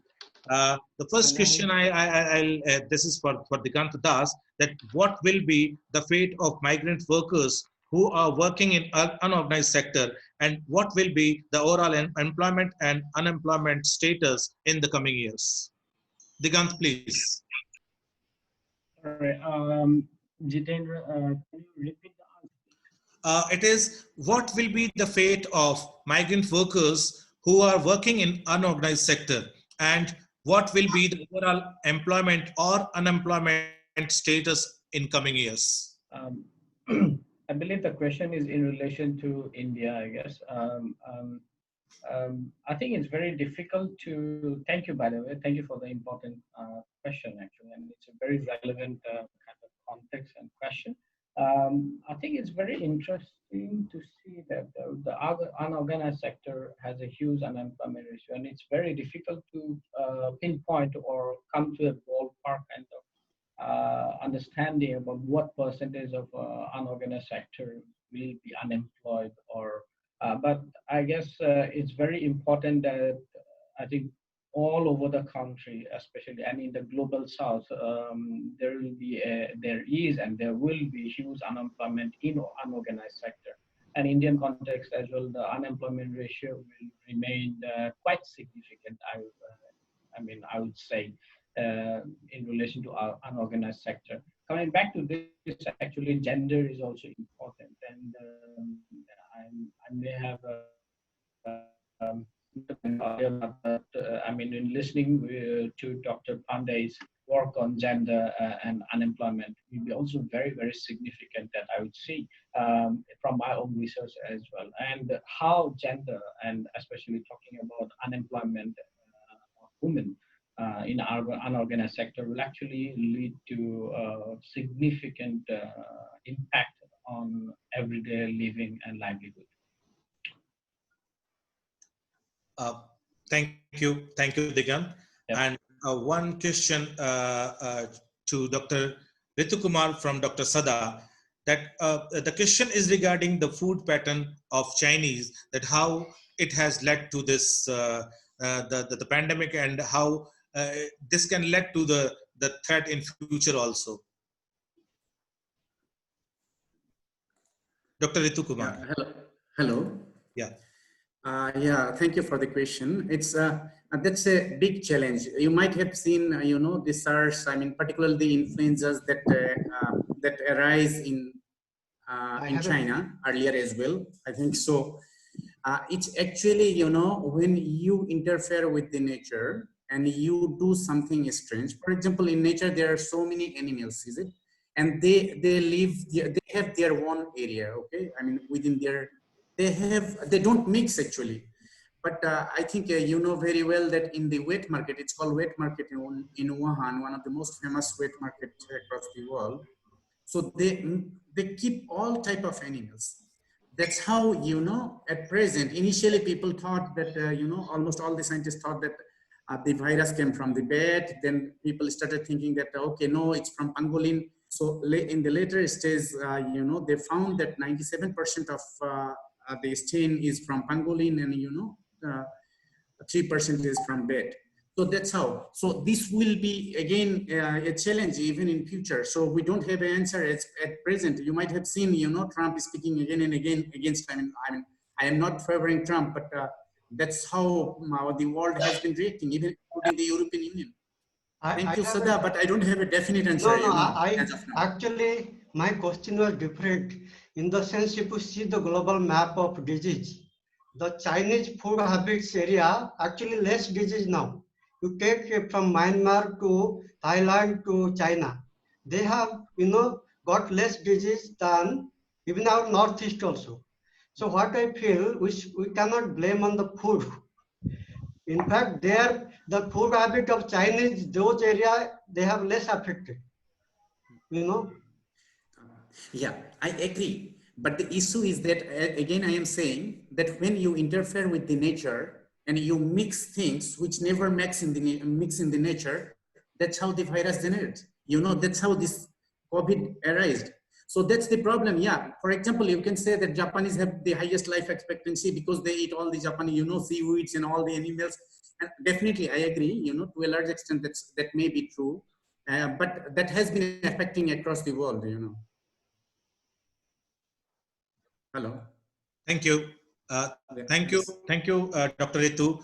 I have, with all due respects, I have one this question for our keynote speaker. Definitely, it is not from his speech, but his overall observation on Dr. Renu Punia's question that is it not right time for economic reforms? Professor Brij Maharaj. Yeah, thanks, Jiten. Listen, definitely, it's a chance to rethink our economic policies. As you know, all of us, I think when I say I'm looking at South Africa, Brazil, India, we are in this neoliberal pandemic. I think I can call that the effects of neoliberalism on poor people is almost similar to the different discussions we've had on poverty, etc. So is it business as usual? The point Sada was making earlier, are we going back to our old habits, our old economies, old manufacturing styles? I think there's an opportunity to say, can we do better for humanity? You see, the moment you put the emphasis on I and me and my and the selfish, then the answer is very different. When you go collective and you say, what can I do? What can we do to contribute to a better world, to improve the quality of life for everyone, the whole of humanity? And that's really an opportunity, and it connects with different philosophical approaches. And I don't want to go into the very, it can be controversial into religion, but if you're looking at the philosophical basis in the East, it's more collective, whether it's Hinduism or Buddhism or Islam, there is a collective where you look at the greater betterment of society. And the ethos of the West is individualism, materialism, and accumulation. So I think here's an opportunity for us to say, can we do things differently? Can we think of different economic systems? Can we look at redistribution? If you just take food, and several speakers are speaking about the food crisis, nutrition, etc., we know there's enough food for the whole world. There is no shortage of food. Problem is mechanisms of distribution. And if you focus on the market, then only those who can afford will have food. So certainly, we also got to rethink democracy, participation, government. So it's a good question, and possibly the topic of your next seminar, Jiten. If we think we're going back to the old normal, I think we are fooling ourselves. We have to adjust to the new normal in so many ways, but we also got to be proactive, and that's what academics do. We think, we provoke, and we challenge, and I think this is an opportunity. If you look at what's happened in the US, one man's death has sparked up a whole series of riots about inequality, oppression, exploitation. Why is it not happening in other parts of the world where there are similar problems? Inequality and poverty. I think we have to now be more aggressive in campaigning for a more just society, a more equal society. Why should only the rich kids have education? Because they have online, they are connected, etc. And the poor kids are condemned to even higher levels of poverty. And I think I mentioned intergenerational poverty. And that's frightening, where you get condemned, the vicious cycle. We have to say that, I always tell my students, if one person has food in your street and 40 people, the rest, the 40 don't, then that one person's got a problem, not the 40 who don't have food. I'll stop there. Thank you, Professor Brij Maharaj. Now, to make this international webinar gender neutral, I am posing a question to this Amba Pandey. The question is raised by Dr. Malti Sharma, that how to connect the illiterate laborers in a practical issue is a practical issue. Can you suggest something concrete in this regard? Dr. Amba. Okay. Should I repeat? Yeah, thank you. See, it is how to connect the illiterate laborers is a practical issue. Can you suggest something concrete about it? Okay, yes, actually the whole challenge lies there, you know, the whole challenge lies there.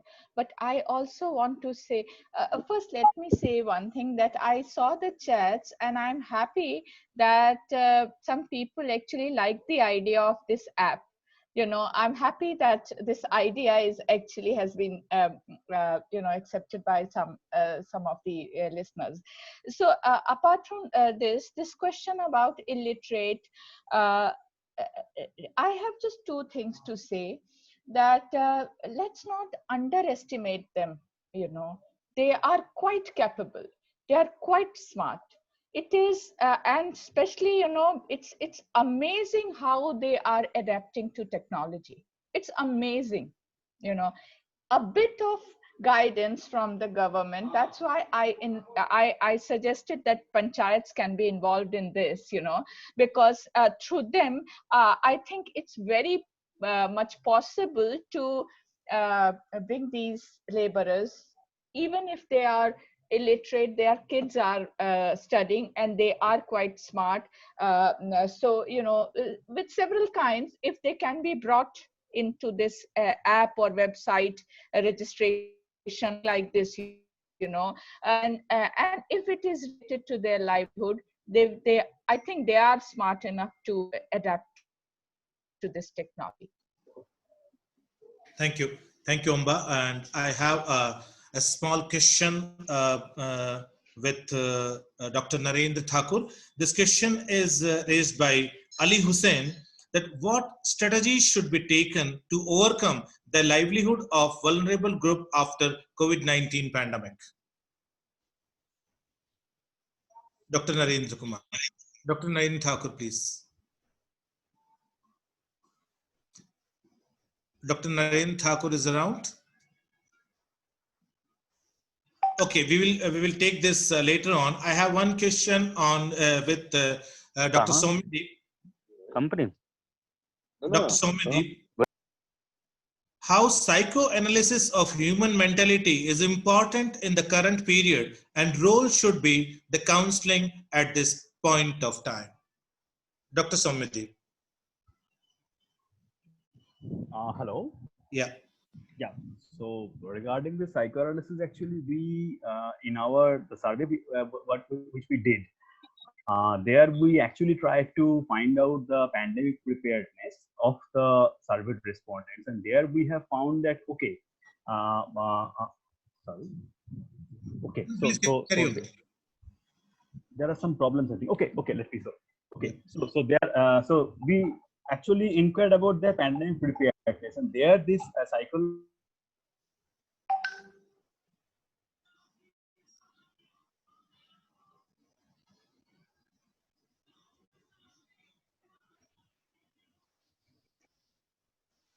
Social distancing and all these things. Okay, we are actually practicing. In fact, quite a lot of respondents, they said that okay, they are actually practicing social distancing. They actually keep washing their hands and all these things, both at the household level as well as in their locality. But when you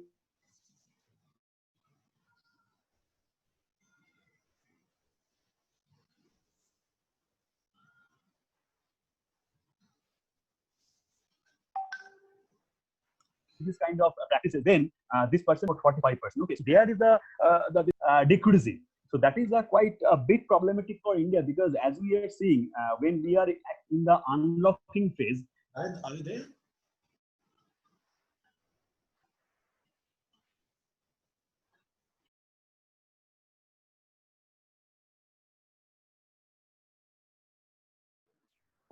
So now careful about all these things, and people need to be sensitized. There are problems of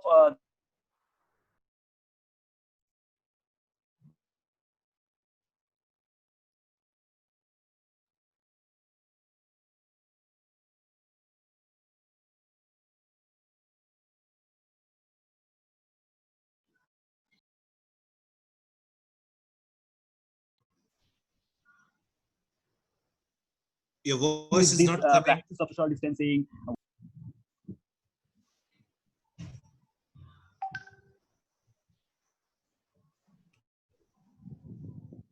It's over now, Swamitip? Hello? Your answer is over?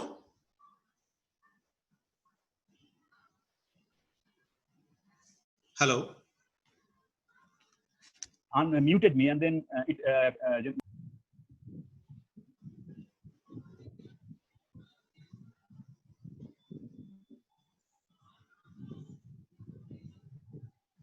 Hello?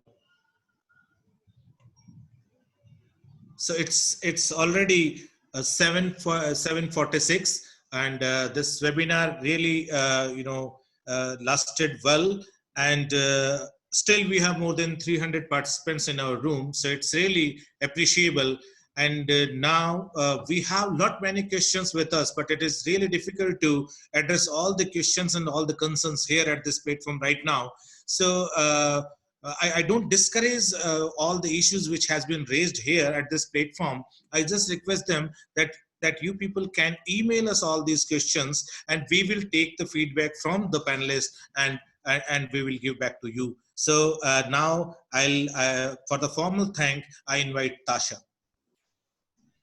Thank you, sir.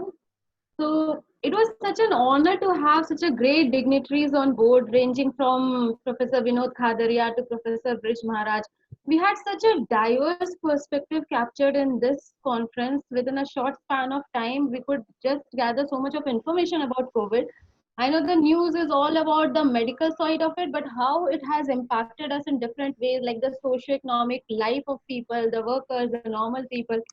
So, and apart from things and changes which are happening in India, we could get a global perspective of it, which was definitely coming from their discipline and experience of our speakers, which was such an enriching experience for all of us.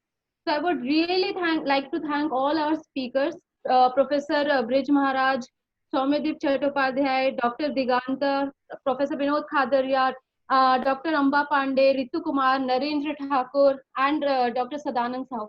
It was a huge honor for us to have all of you on board, and it was a really great experience for all of us to hear your experiences and your research in the area. Thank you so much. Thank you for talking to the people, they're answering their queries. Thank you so much.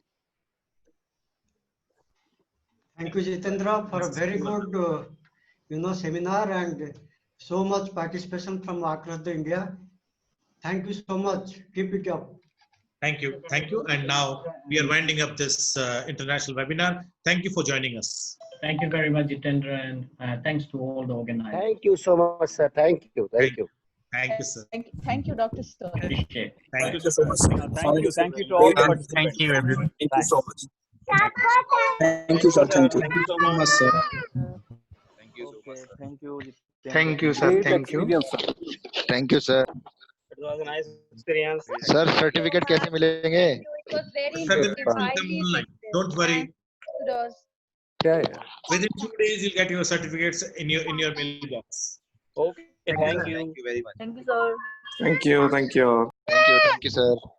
Thank you so much, sir.